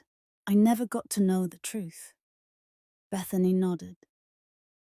According to the records, the plan was to tell you when you turned 18. But by then, Vanessa had been born, their biological child, and they'd already established the pattern of favoritism. Telling you would have meant admitting they'd lied for 18 years. So they just didn't. I looked at the documents, at the proof of my entire life recontextualized. Does Vanessa know this? No, I only just discovered it myself. But here's the important part. If these records are made public, it proves that you are David's biological daughter. It proves the adoption was legal and documented. It proves Miriam knew exactly who you were when she established the trust. And it completely destroys your father's case. So why are you telling me? You're engaged to Vanessa's future brother-in-law. This hurts your family. Bethany smiled thinly. My brother is a good man who's engaged to a woman who's showing her true colors. I'd rather he know who she really is before the wedding than after. And you deserve the truth. You've been manipulated and lied to your entire life. This ends it. This gives you proof, documentation, the power to shut down every lawsuit and every lie your father has told. What do you want in return? Nothing. Just the satisfaction of knowing I helped expose the truth. She stood up. Use these however you want. Give them to your lawyer, make them public, or keep them private and just know the truth yourself. It's your choice. She left the folder and walked away. I sat in the coffee shop for 2 hours, reading and rereading the documents. My parents had known. They'd known from the beginning that I was David's biological daughter. They'd adopted me, raised me, presented me as their natural-born child. And then they'd treated me like I was less than Vanessa. their real daughter, their biological child, while knowing the entire time that I was just as much David's daughter as she was. The cruelty of it was breathtaking. I called Pemberton from the parking lot. "I have documents," I said. "Adoption records proving I'm David Morrison's biological daughter. Proving my parents knew it from the beginning. Proving everything." There was a long silence. Then, "Where did you get these?" "Does it matter?" "Legally? Yes. If they were obtained illegally, we can't use them in court. They were given to me by a family law attorney who requested them through proper channels. Everything's legal." "Then send them to me immediately. This changes everything." I took photos of every page and sent them. Then I called James. "I need you to set up a press conference," I said. "A what?" "A press conference. I want to tell my story publicly. I want to show the documents. I want to expose exactly what my father has been doing, lying about me, contesting the trust, trying to deny my existence, and I want to do it in a way that makes it impossible for him to keep lying. Elena, think carefully about this. Once you go public, there's no taking it back." "Good. I don't want to take it back. I've spent my entire life being quiet, being small, letting them control the narrative. I'm done. This is my story, and I'm going to tell it." James was quiet for a moment. Then he said, "Miriam would be proud of you." "Then let's do it." The press conference happened 2 weeks later in Phoenix. James had arranged everything. A hotel conference room, media invitations, a prepared statement. Pemberton stood beside me, looking dignified and protective. James was on my other side. The room filled with reporters. Local news, national news. Even some entertainment outlets who'd heard about the wealthy real estate developer denying his daughter's existence while fighting over inheritance. I'd worn a simple navy dress, the same one I'd worn to the funeral home, though I'd fixed the hem. I looked like a teacher, which was exactly the point. I wasn't trying to look wealthy or powerful.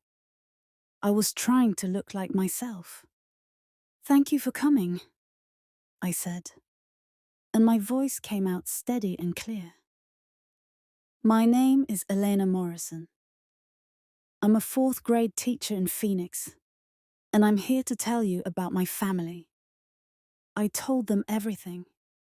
I told them about being adopted as an infant, about growing up not knowing I wasn't my parents' biological child.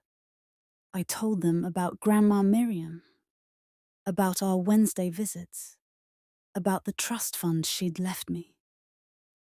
I told them about my father's reaction, his immediate denial, his lawsuit, his public statements calling me a con artist and a fraud. Then I showed them the documents.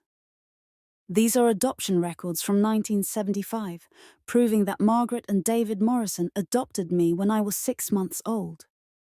These are DNA records from '7, when my grandmother Miriam established the trust fund. These are hospital records showing my birth to Caroline Reeves in August 1974. And these," I held up another folder, "are statements from people who witnessed my relationship with my grandmother. Teachers who worked with me.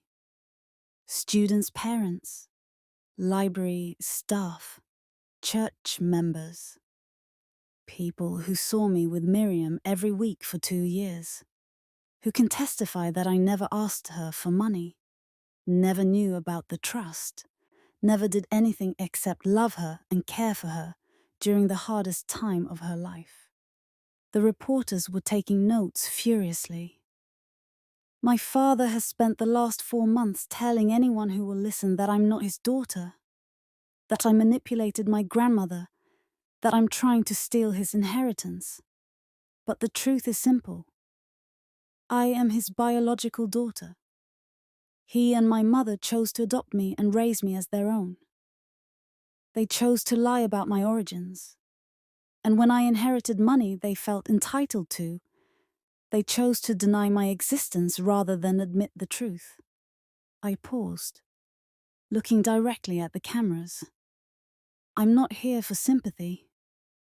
I'm here for accountability. My father is a wealthy, powerful man who's used to getting what he wants, but he doesn't get to rewrite history. He doesn't get to deny who I am, and he doesn't get to take what my grandmother chose to give me. The questions came rapid fire after that. I answered them calmly, referring to the documents, refusing to be drawn into speculation or emotion. I was factual, precise, unshakable.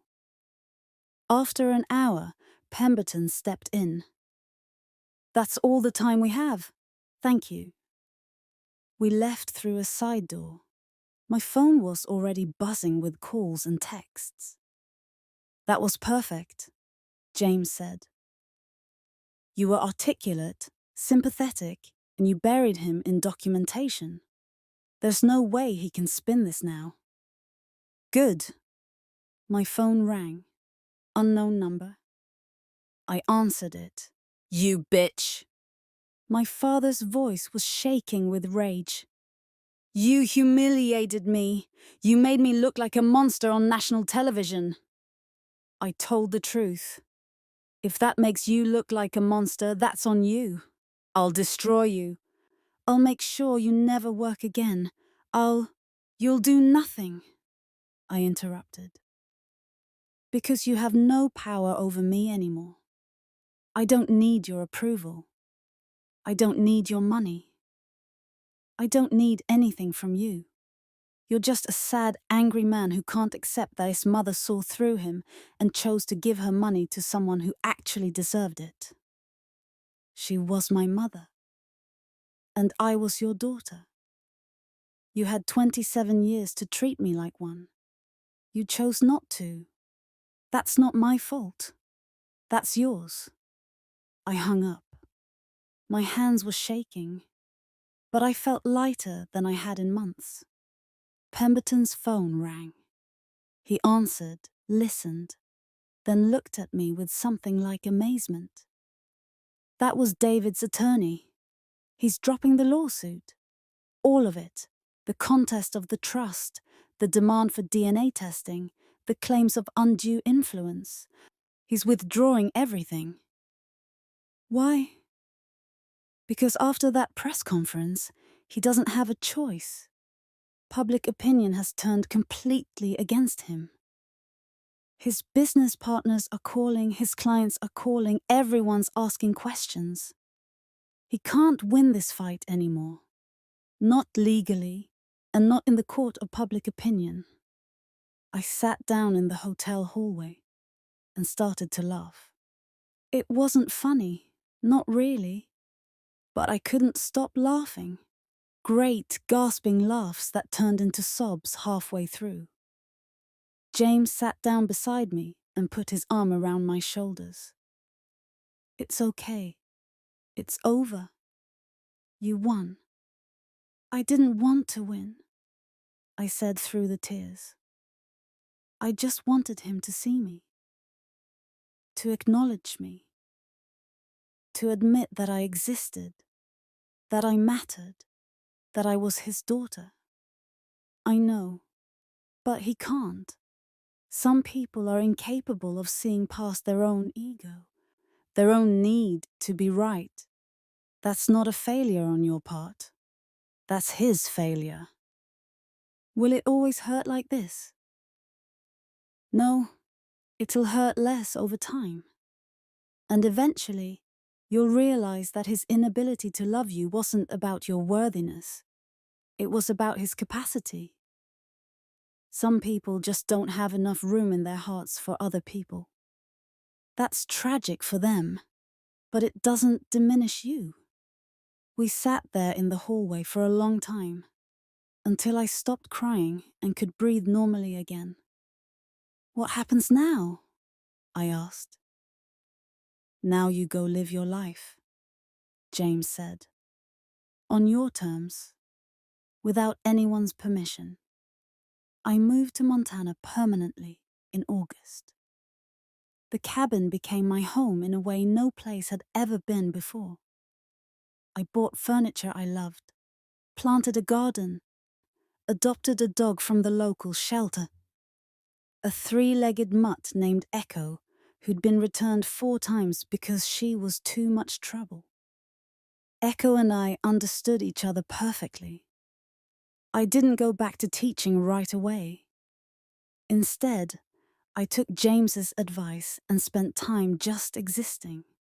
I read everything I'd ever wanted to read. I took up painting, badly, but joyfully. I hiked in the mountains until my legs ached and my lungs burned, and I felt more alive than I ever had in Phoenix.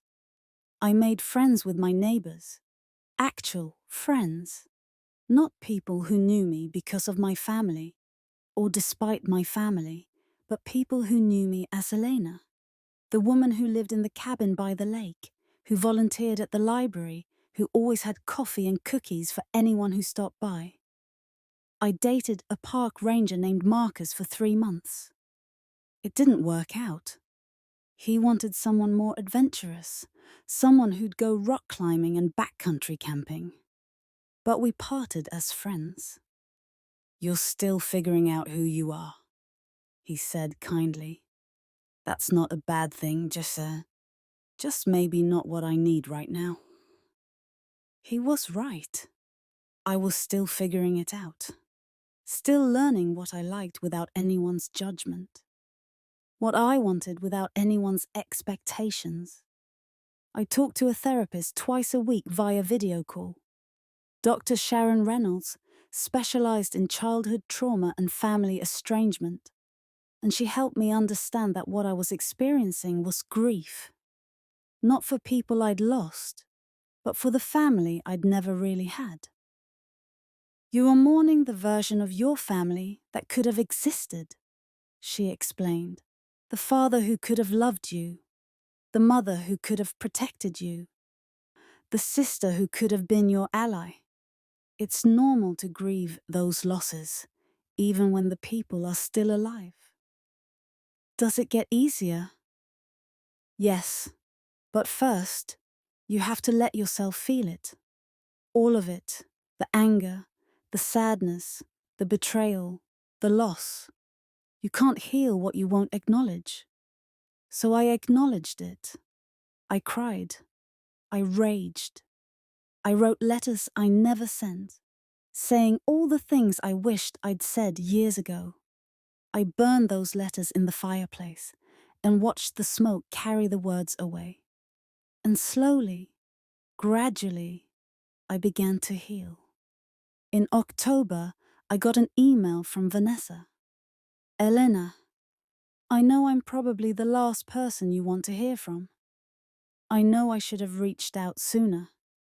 I know I handled everything badly. James called off the wedding. Bethany showed him what I'd been doing, plotting to contest the trust, trying to get him to help me prove you weren't Dad's daughter. All of it." He said I was consumed by jealousy and greed, that I'd become someone he didn't recognize. He's not wrong. I've been in therapy since then, trying to understand why I reacted the way I did. Why I was so angry about you inheriting money that was never mine to begin with. Dr. Chen says I was conditioned from childhood to compete with you, to see everything as a zero-sum game where one of us winning meant the other losing.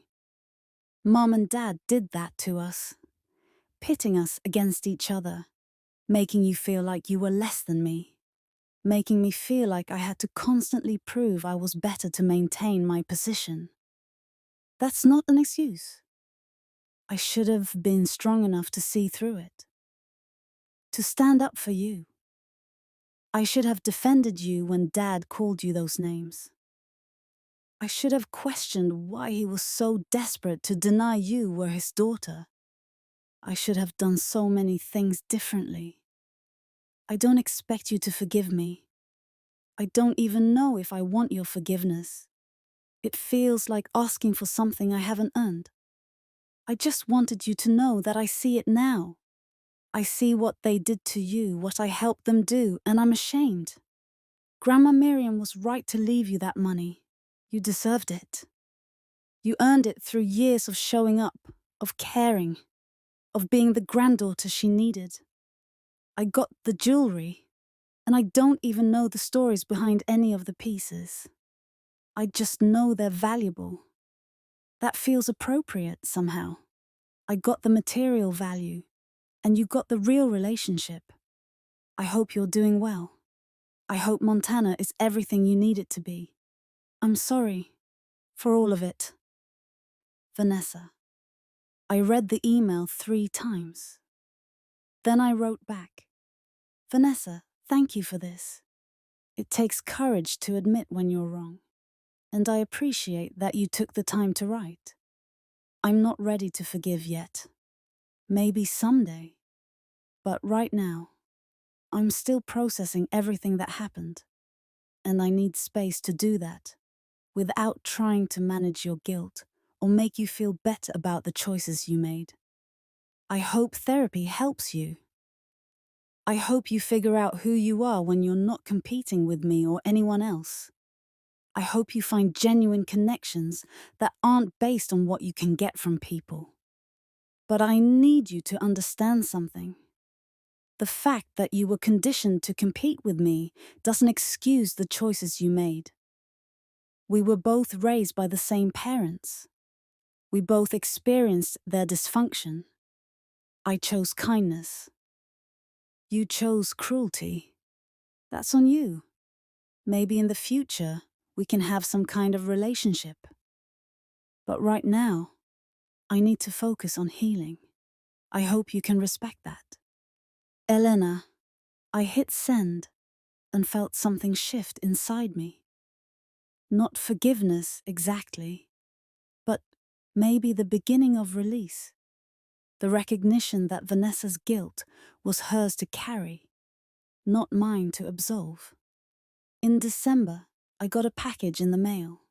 Inside was a jewelry box. Grandma Miriam's diamond brooch, the one from her wedding photos, was nestled inside, along with a note from Vanessa. This should be yours. She wore it the day she married Grandpa, and she wore it again the day you graduated from college. I found the photos in her house. She loved you. You should have something that represents that. I cried holding that brooch, remembering the day I'd graduated. Grandma Miriam had been there. Before I knew who she really was, when she was just the kind older woman who volunteered at the free lunch program. She'd hugged me and said, "Your grandmother would be so proud of you wherever she is." She'd been there all along, watching, loving, waiting for the right moment to reveal herself. I put the brooch in a frame alongside a photo of Vice from the summer before she died. We were sitting on her porch, drinking lemonade, both of us laughing at something I couldn't remember. She looked happy. I looked happy. That's what I wanted to remember. Not the reading of the will or the 13 minutes of cruelty that followed. Just this.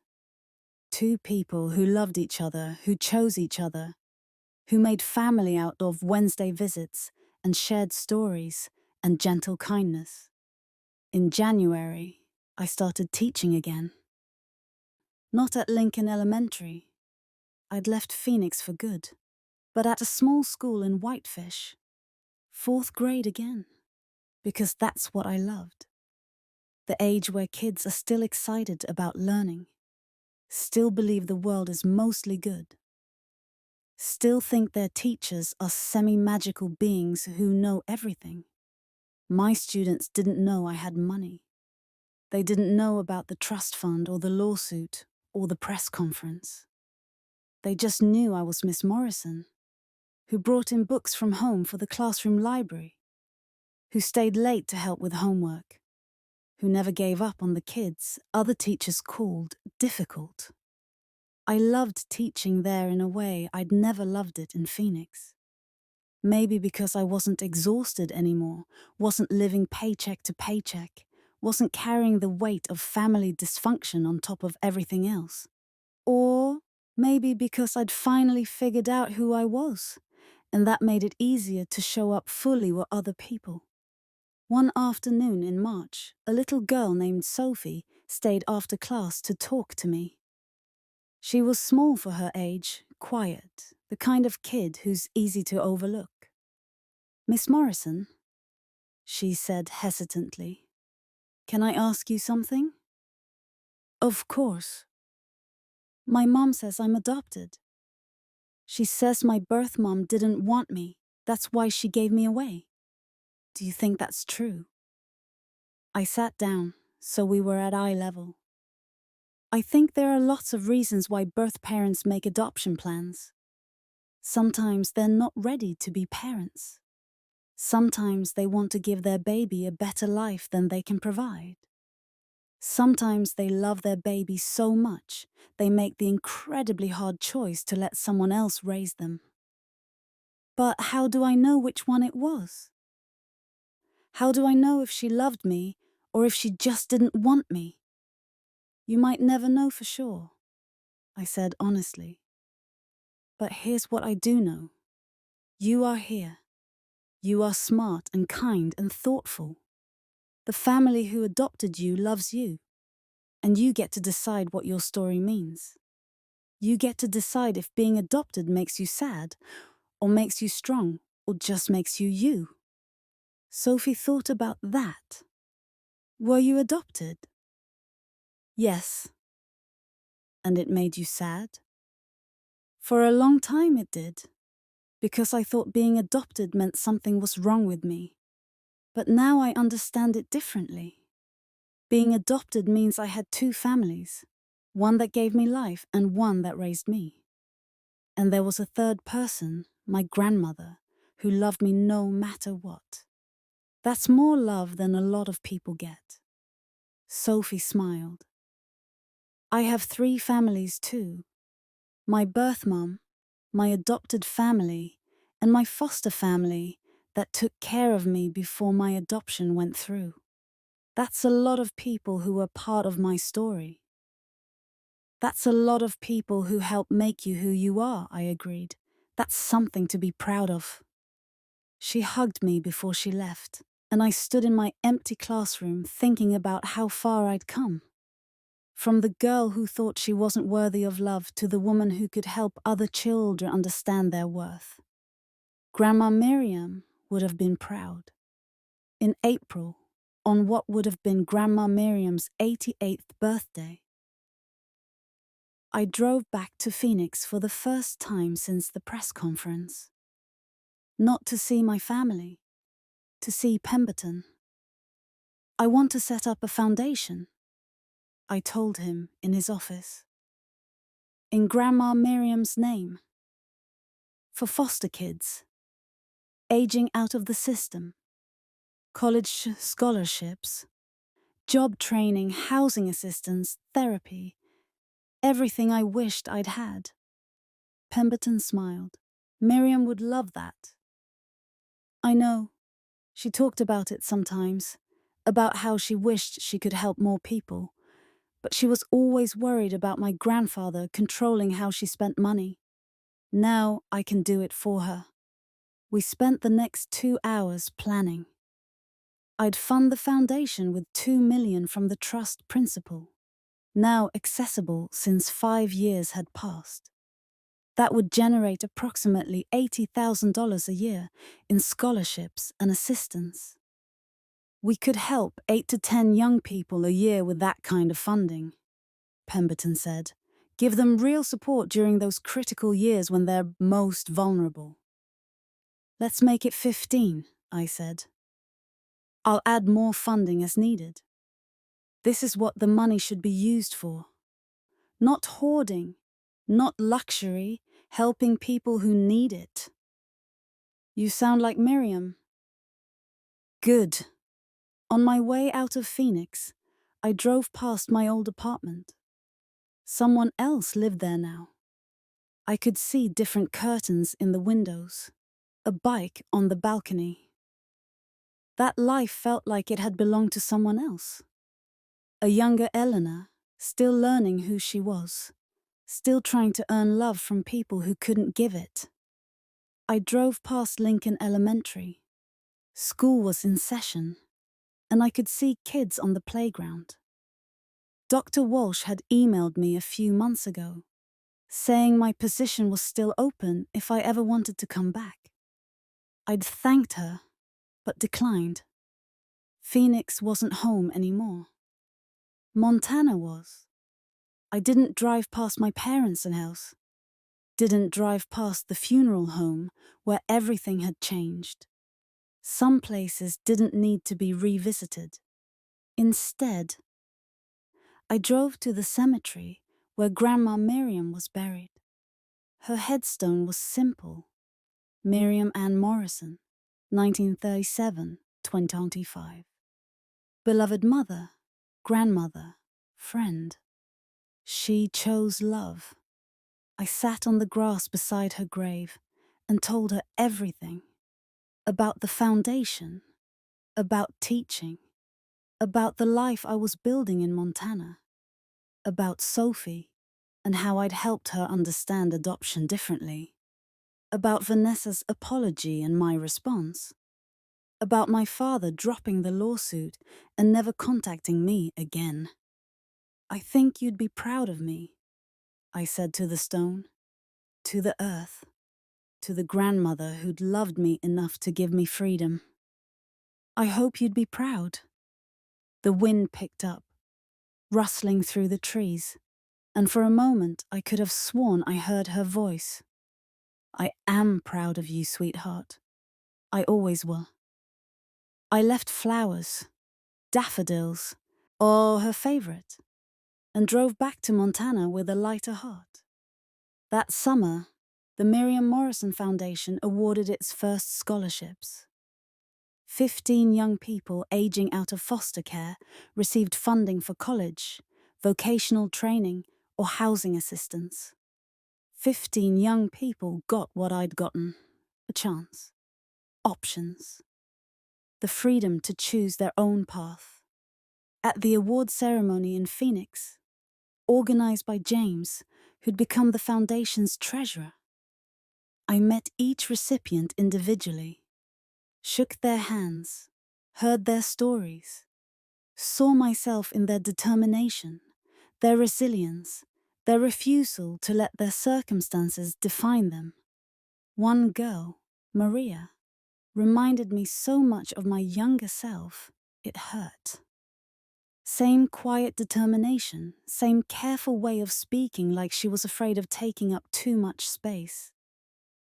This is going to change my life, she told me. I was so scared about how I'd pay for college. Now I can actually go. What do you want to study? Teaching, elementary education. I want to help kids like me. Kids who are struggling. Kids who don't think anyone sees them. I want to be the teacher who sees them.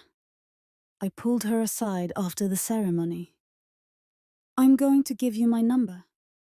If you need anything, advice, support, someone to talk to about teaching or life or anything, call me, okay? She hugged me, and I thought about all the times I'd wished for someone to say exactly that to me. Someone who understood, who'd been there, who could promise that it would get better. Now I got to be that person for someone else. Grandma Miriam's legacy wasn't just the money. It was the chain of caring she'd started, loving me when I needed it most, giving me the resources to heal and enabling me to help others do the same. That night, James and I had dinner at a restaurant near his office. Miriam knew what she was doing, he said, raising his glass. She knew you'd use the money this way. She knew you'd help people. I hope so. I keep wondering if I'm doing enough, if the foundation should be bigger, if I should be giving away more. Taze, you're doing exactly enough, James interrupted gently. You're helping 15 people this year. Next year, maybe it'll be 20. The year after, 30. You're building something sustainable, something that will last beyond you. That's what matters. She gave me everything. She gave you what you needed. That's different from everything. What you needed was security, options, and proof that you were loved. She gave you all three.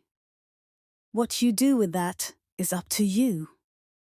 I looked at this man who'd become a friend, who'd guided me through the most difficult year of my life with patience and kindness. Thank you, I said, for everything, for being there that day at the funeral home, for managing the trust, for helping set up the foundation, for being someone I could trust. That's what Miriam asked me to be. Your ally, your guide, your proof that there are good people in the world who show up without expecting anything in return. Mission accomplished. We clinked glasses, and I felt Grandma Miriam there with us somehow, smiling at her plan coming together, proud of what we'd built with her gift.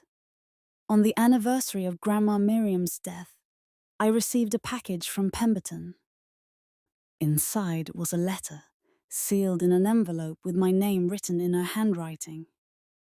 A note from Pemberton explained. Miriam left instructions for this to be delivered exactly 1 year after her death. She was very specific about the timing.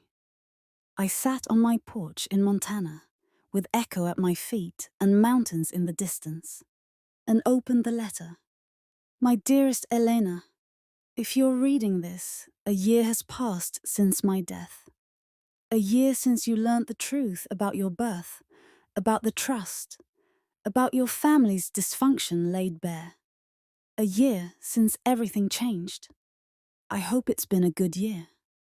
I hope you've used the time to heal, to discover who you are without anyone else's expectations weighing on you. I hope you've begun to understand that you were never the problem. Your family's inability to love you properly was the problem. There are things I need to tell you now that I couldn't tell you before. Truths I kept hidden because revealing them whilst I was alive would have caused more harm than good. But you deserve to know them now when you're stronger, when you've had time to process everything else. First, your mother knew from the beginning that you were David's daughter from a previous relationship. She agreed to the adoption because she was desperate for a child and saw you as her chance to start the family she'd always wanted. But she also resented you for not being biologically hers. Every time she looked at you, she saw evidence of David's past, of his relationship with another woman.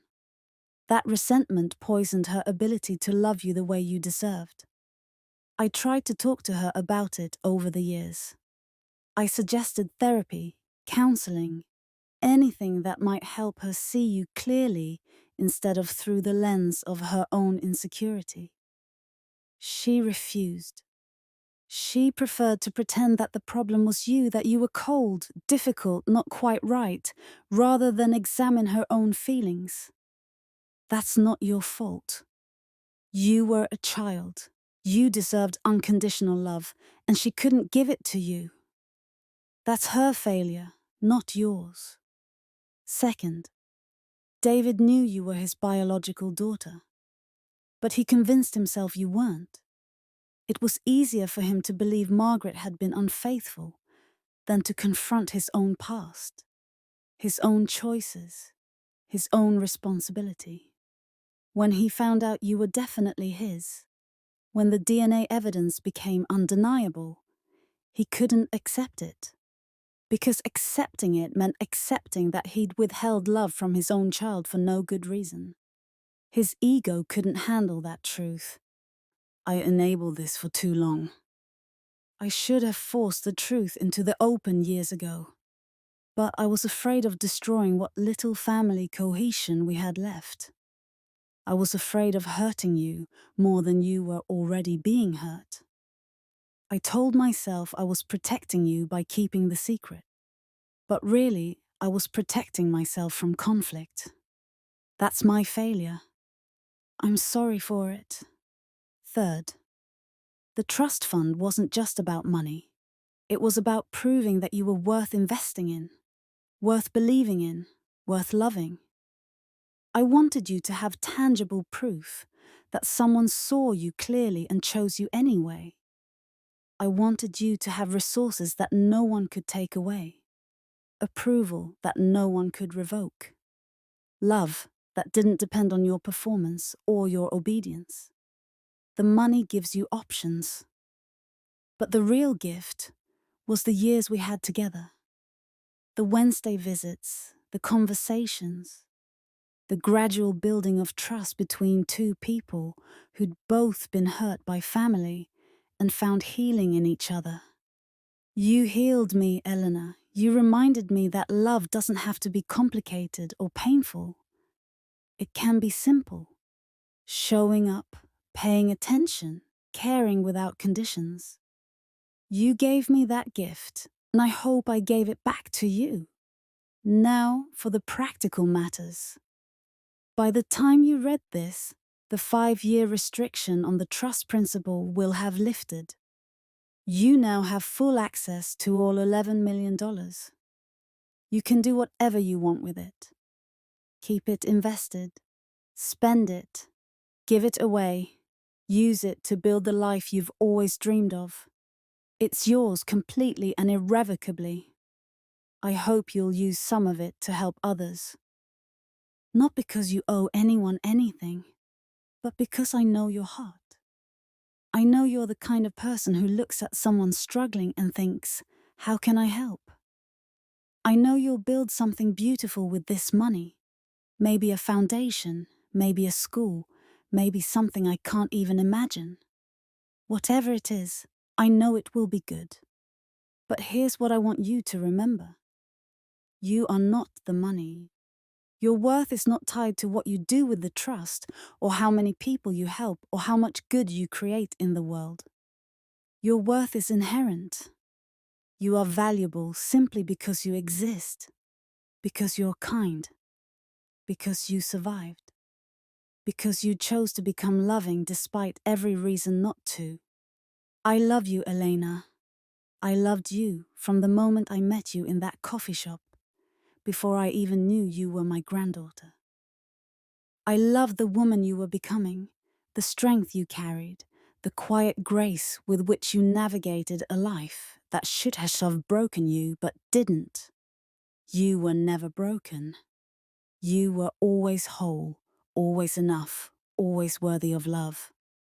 If I could give you one final gift, it would be this: the certainty that you deserve good things. The knowledge that people's inability to love you says everything about their limitations and nothing about your worth. The freedom to walk away from anyone who makes you feel small, knowing you are actually vast, full of possibility, full of strength, full of love to give. Live well, sweetheart. Live joyfully. Live without guilt or shame for choosing yourself, for protecting your peace, for building a life that makes you happy even if it looks nothing like what your family expected. You owe them nothing. You owe yourself everything. All my love, forever and always. Grandma Miriam P.S. There's one more thing I left for you. Pemberton has instructions to give you the key to my writing desk. The one in the Montana cabin. In the hidden drawer at the back. You'll find all my journals from the years before we met. Stories about my life, my marriage, my regrets, my small rebellions. Read them if you want, or don't. But I wanted you to know me fully, not just as your grandmother, but as a woman who struggled and survived and found her own way to freedom. I wanted you to see that it's possible to live an imperfect life and still end up proud of who you became. I was crying before I finished the letter. Great heaving sobs that felt like something essential breaking open inside me, letting light into places that had been dark for so long. Echo whined and put her head on my lap, and I buried my face in her fur and cried until I had nothing left. Then I went inside and found the hidden drawer in Grandma Miriam's desk. The journals were there, dozens of them, a lifetime of private thoughts and careful documentation of a woman's interior life. I pulled them out reverently and stacked them on the desk. I would read them eventually. I would learn about her struggles, her small acts of resistance, her journey from trapped wife to independent woman. I would understand how she'd become the person who could see me clearly and love me anyway. But not today. Today I needed to sit with her final words, to let them settle into my bones and become part of the how I understood myself. You are not broken. You are always whole. You owe them nothing. You owe yourself everything. Your worth is inherent. I said the words out loud, testing them. They felt strange in my mouth. Too kind, too generous, too complete. But also true in a way I'd never let myself acknowledge before. I was worthy of love. I always had been.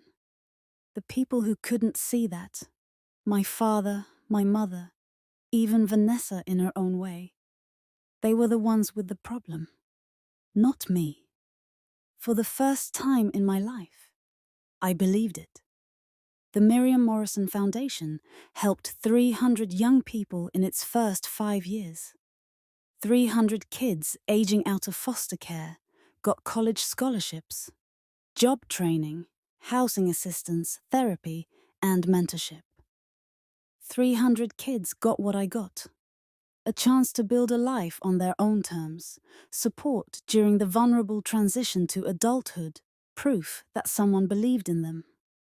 I funded it all through the trust, gradually giving away half the principal while keeping the rest invested for sustainability. James helped me set up an endowment that would keep the foundation running indefinitely, even after I was gone. Miriam would be so proud, he said at the 5-year anniversary celebration. I hope so. I know so. You took what she gave you and multiplied it. That's exactly what she hoped would happen. I still lived in Montana, in the cabin that had become my sanctuary. I'd expanded it a bit, added a sunroom for reading, updated the kitchen, built a greenhouse where I grew vegetables and flowers. Echo had been joined by a second rescue dog, a border collie mix named Scout, who'd been found abandoned on the side of a highway. I taught at the same school in Whitefish, though I'd reduced my schedule to part-time. The foundation work took up more time now, reviewing applications, meeting with recipients, attending board meetings, fundraising events. But I still loved being in the classroom, still loved watching kids discover their own capabilities. Vanessa and I exchanged emails occasionally, surface-level updates, nothing deep. She'd finished therapy and moved to Seattle, started her own business doing something with marketing. She sent me a Christmas card every year with a photo of her and her new partner, a kind-looking woman named Andrea, who seemed to make her happy. We'd never be close. Too much damage, too many years of competition and cruelty. But we'd found a kinder peace, acknowledging our shared past without trying to rewrite it, accepting that we were connected by history, but not by choice. My parents, I never spoke to them again.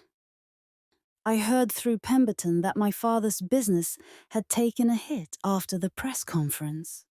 Several major clients had quietly dropped him, uncomfortable with the public spectacle, the cruelty he'd shown. He'd recovered financially. He was too ruthless not to. But his reputation never fully bounced back. My mother stayed with him.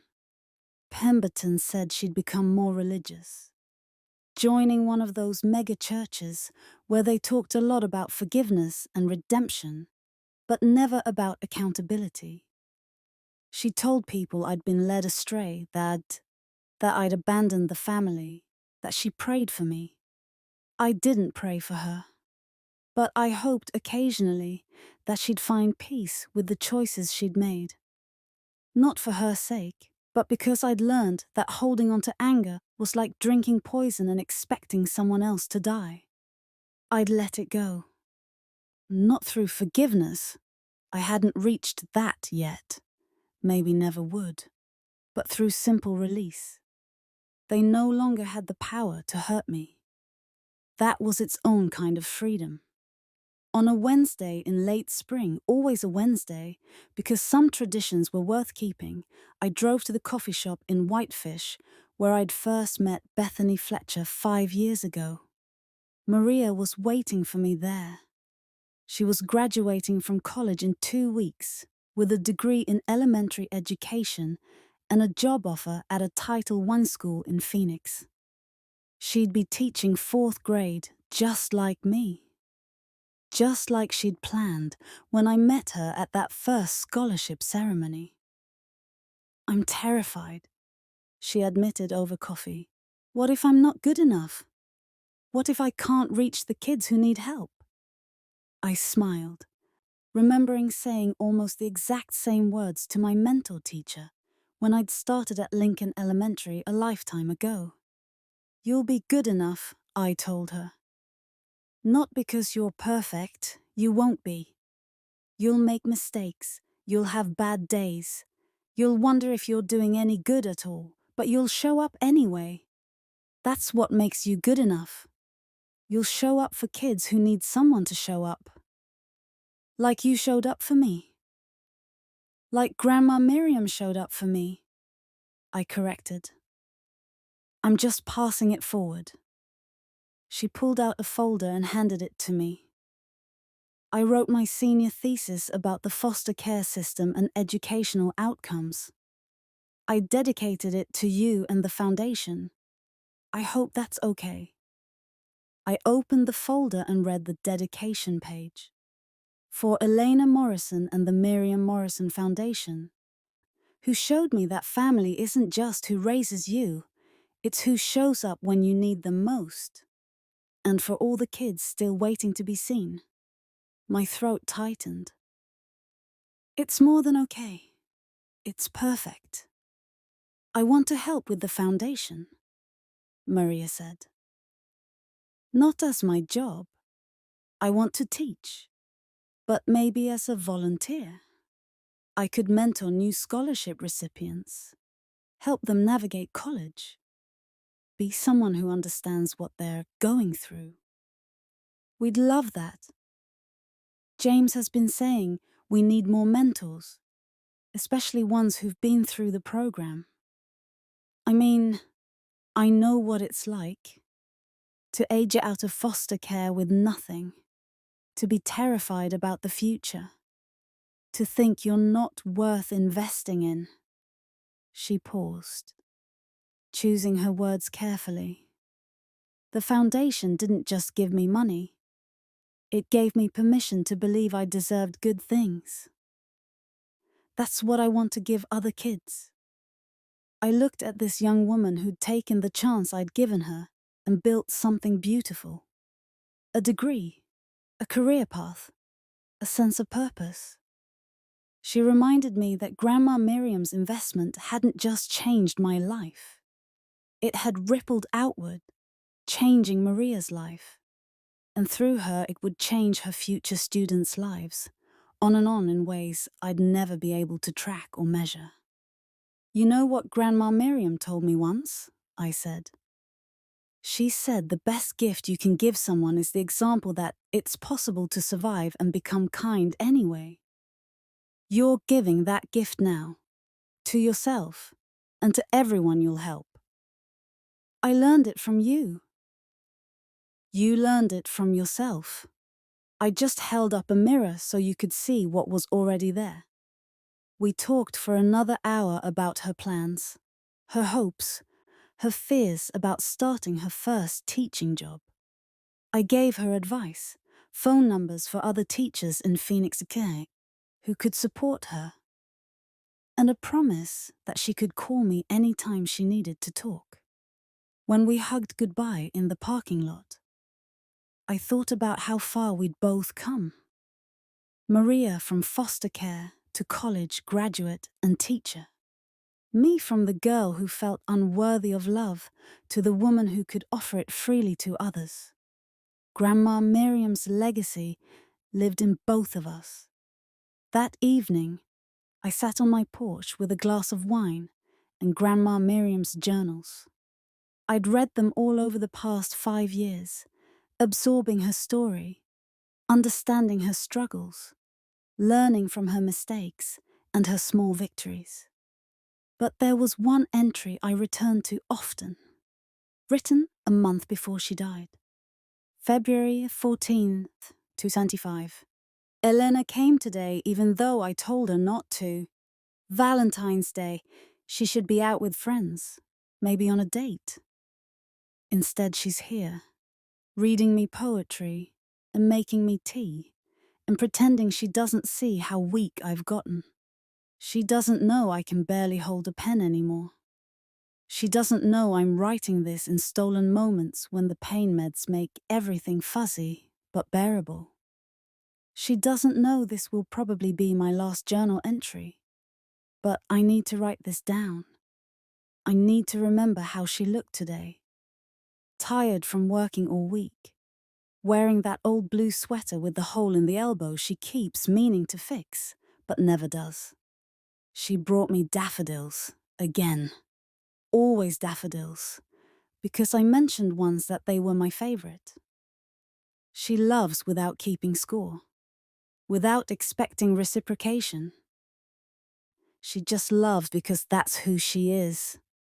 I raised a son who doesn't know how to love like that, who measures everything in terms of what he gets in return, who sees people as assets or liabilities, never as simply human. But somehow, through all the pain and chaos of her childhood, Eleanor learned to love purely.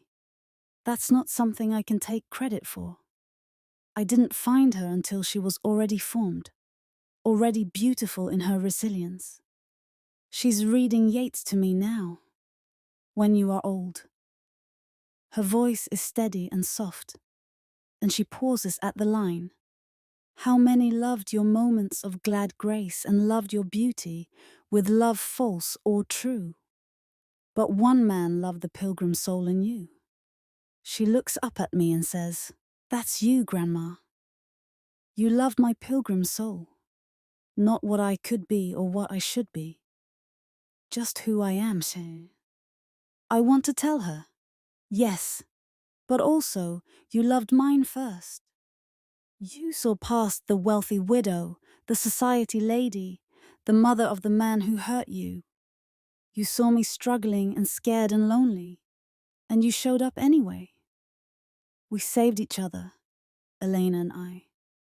That's what she'll never fully understand. She thinks I rescued her with money and love and acceptance. But she rescued me from a life of regrets and missed connections. She gave me purpose in my final years. She reminded me what love could be when it was freely chosen instead of obligated. If I could tell her one thing before I die, it would be this. You are my greatest joy. Not my son, not my granddaughter through him, but you. The granddaughter I found. The granddaughter who found me. You are proof that family is about showing up, about choosing each other, about loving without conditions. Thank you, Elena's, for every Wednesday, for every daffodil, for every moment you made me feel seen and valued and loved. You gave me the ending I wanted for my story, surrounded by love, accompanied by grace, knowing I would leave behind something good in the world. That something good is you. I closed the journal and looked out at the mountains, painted purple and gold in the setting sun. Echo and Scout were playing in the yard, chasing each other in circles. The garden was blooming, daffodils everywhere, planted in Grandma Miriam's honor. The greenhouse held tomato plants heavy with fruit, basil that smelled like summer, roses that would bloom all season. This was home. This was peace. This was the life I'd built from ruins, the family I'd chosen, the love I'd learned to accept and give. My phone buzzed. A text from James. Board meeting next week to discuss expanding the foundation to Colorado. Interested? I smiled and texted back. Absolutely. Let's help more kids. Another text came through, this one from one of my students' parents. Miss Morrison, thank you for staying late to help Jake with his reading. He came home so excited about the book you gave him. You're changing his life. I wasn't changing lives. I was just showing up, paying attention, loving without conditions. The same things Grandma Miriam had done for me. The same things that had saved me when I needed saving most. Final reflection. If you've ever felt like you weren't enough, like you had to earn love, prove your worth, constantly perform to justify your existence, I want you to know something. You were always enough. The people who made you feel otherwise, they were wrong. Not because they were cruel, though some were, but because they were broken in ways that had nothing to do with you. Their inability to love you properly was never a reflection of your worthiness. It was a reflection of their capacity. My father couldn't love me because he couldn't accept his own past. My mother couldn't love me because I reminded her of her insecurities. My sister couldn't see me because she'd been taught we were competitors instead of allies. None of that was my fault. None of it meant I was unlovable. It took me 27 years to understand that.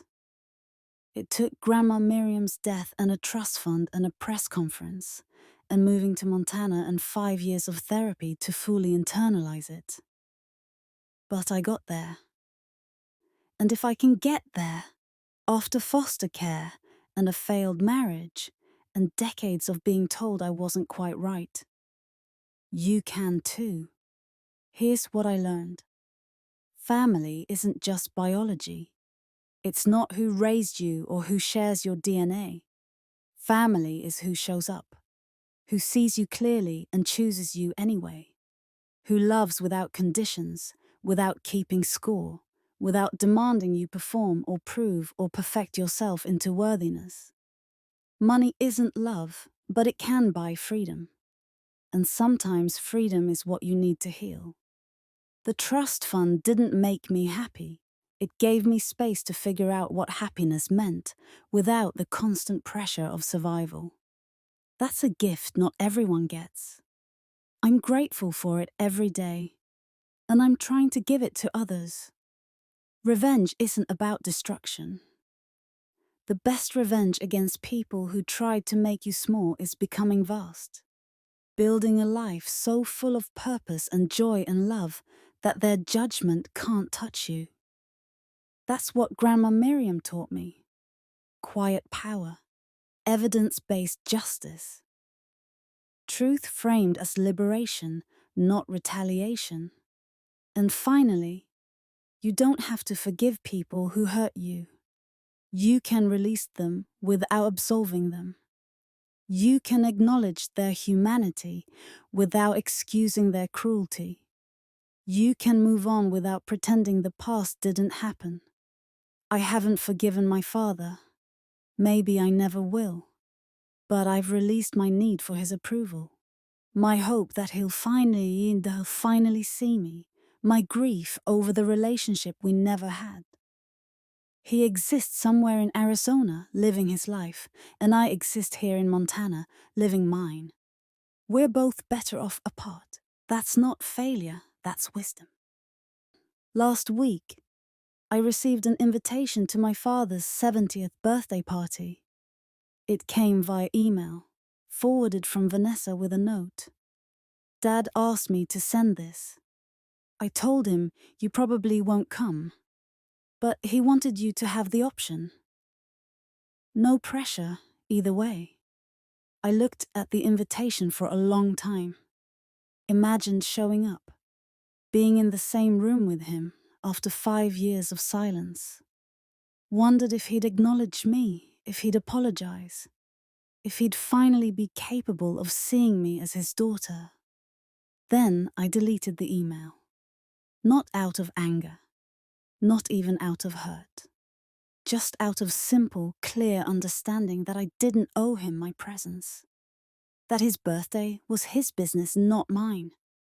That I'd built a life that didn't include him, and that life was good. I don't know if he noticed my absence. I don't know if it hurt him, or relieved him, or registered at all. I know it didn't hurt me. And that's what matters. This morning, another Wednesday, because the universe has a sense of humor, I woke up to fog covering the mountains. By afternoon, it had burned off, revealing peaks still topped with snow, even though it was nearly June. I took my coffee to the porch and sat in the rocking chair Grandma Miriam used to sit in when she came here to think and write and imagine different lives.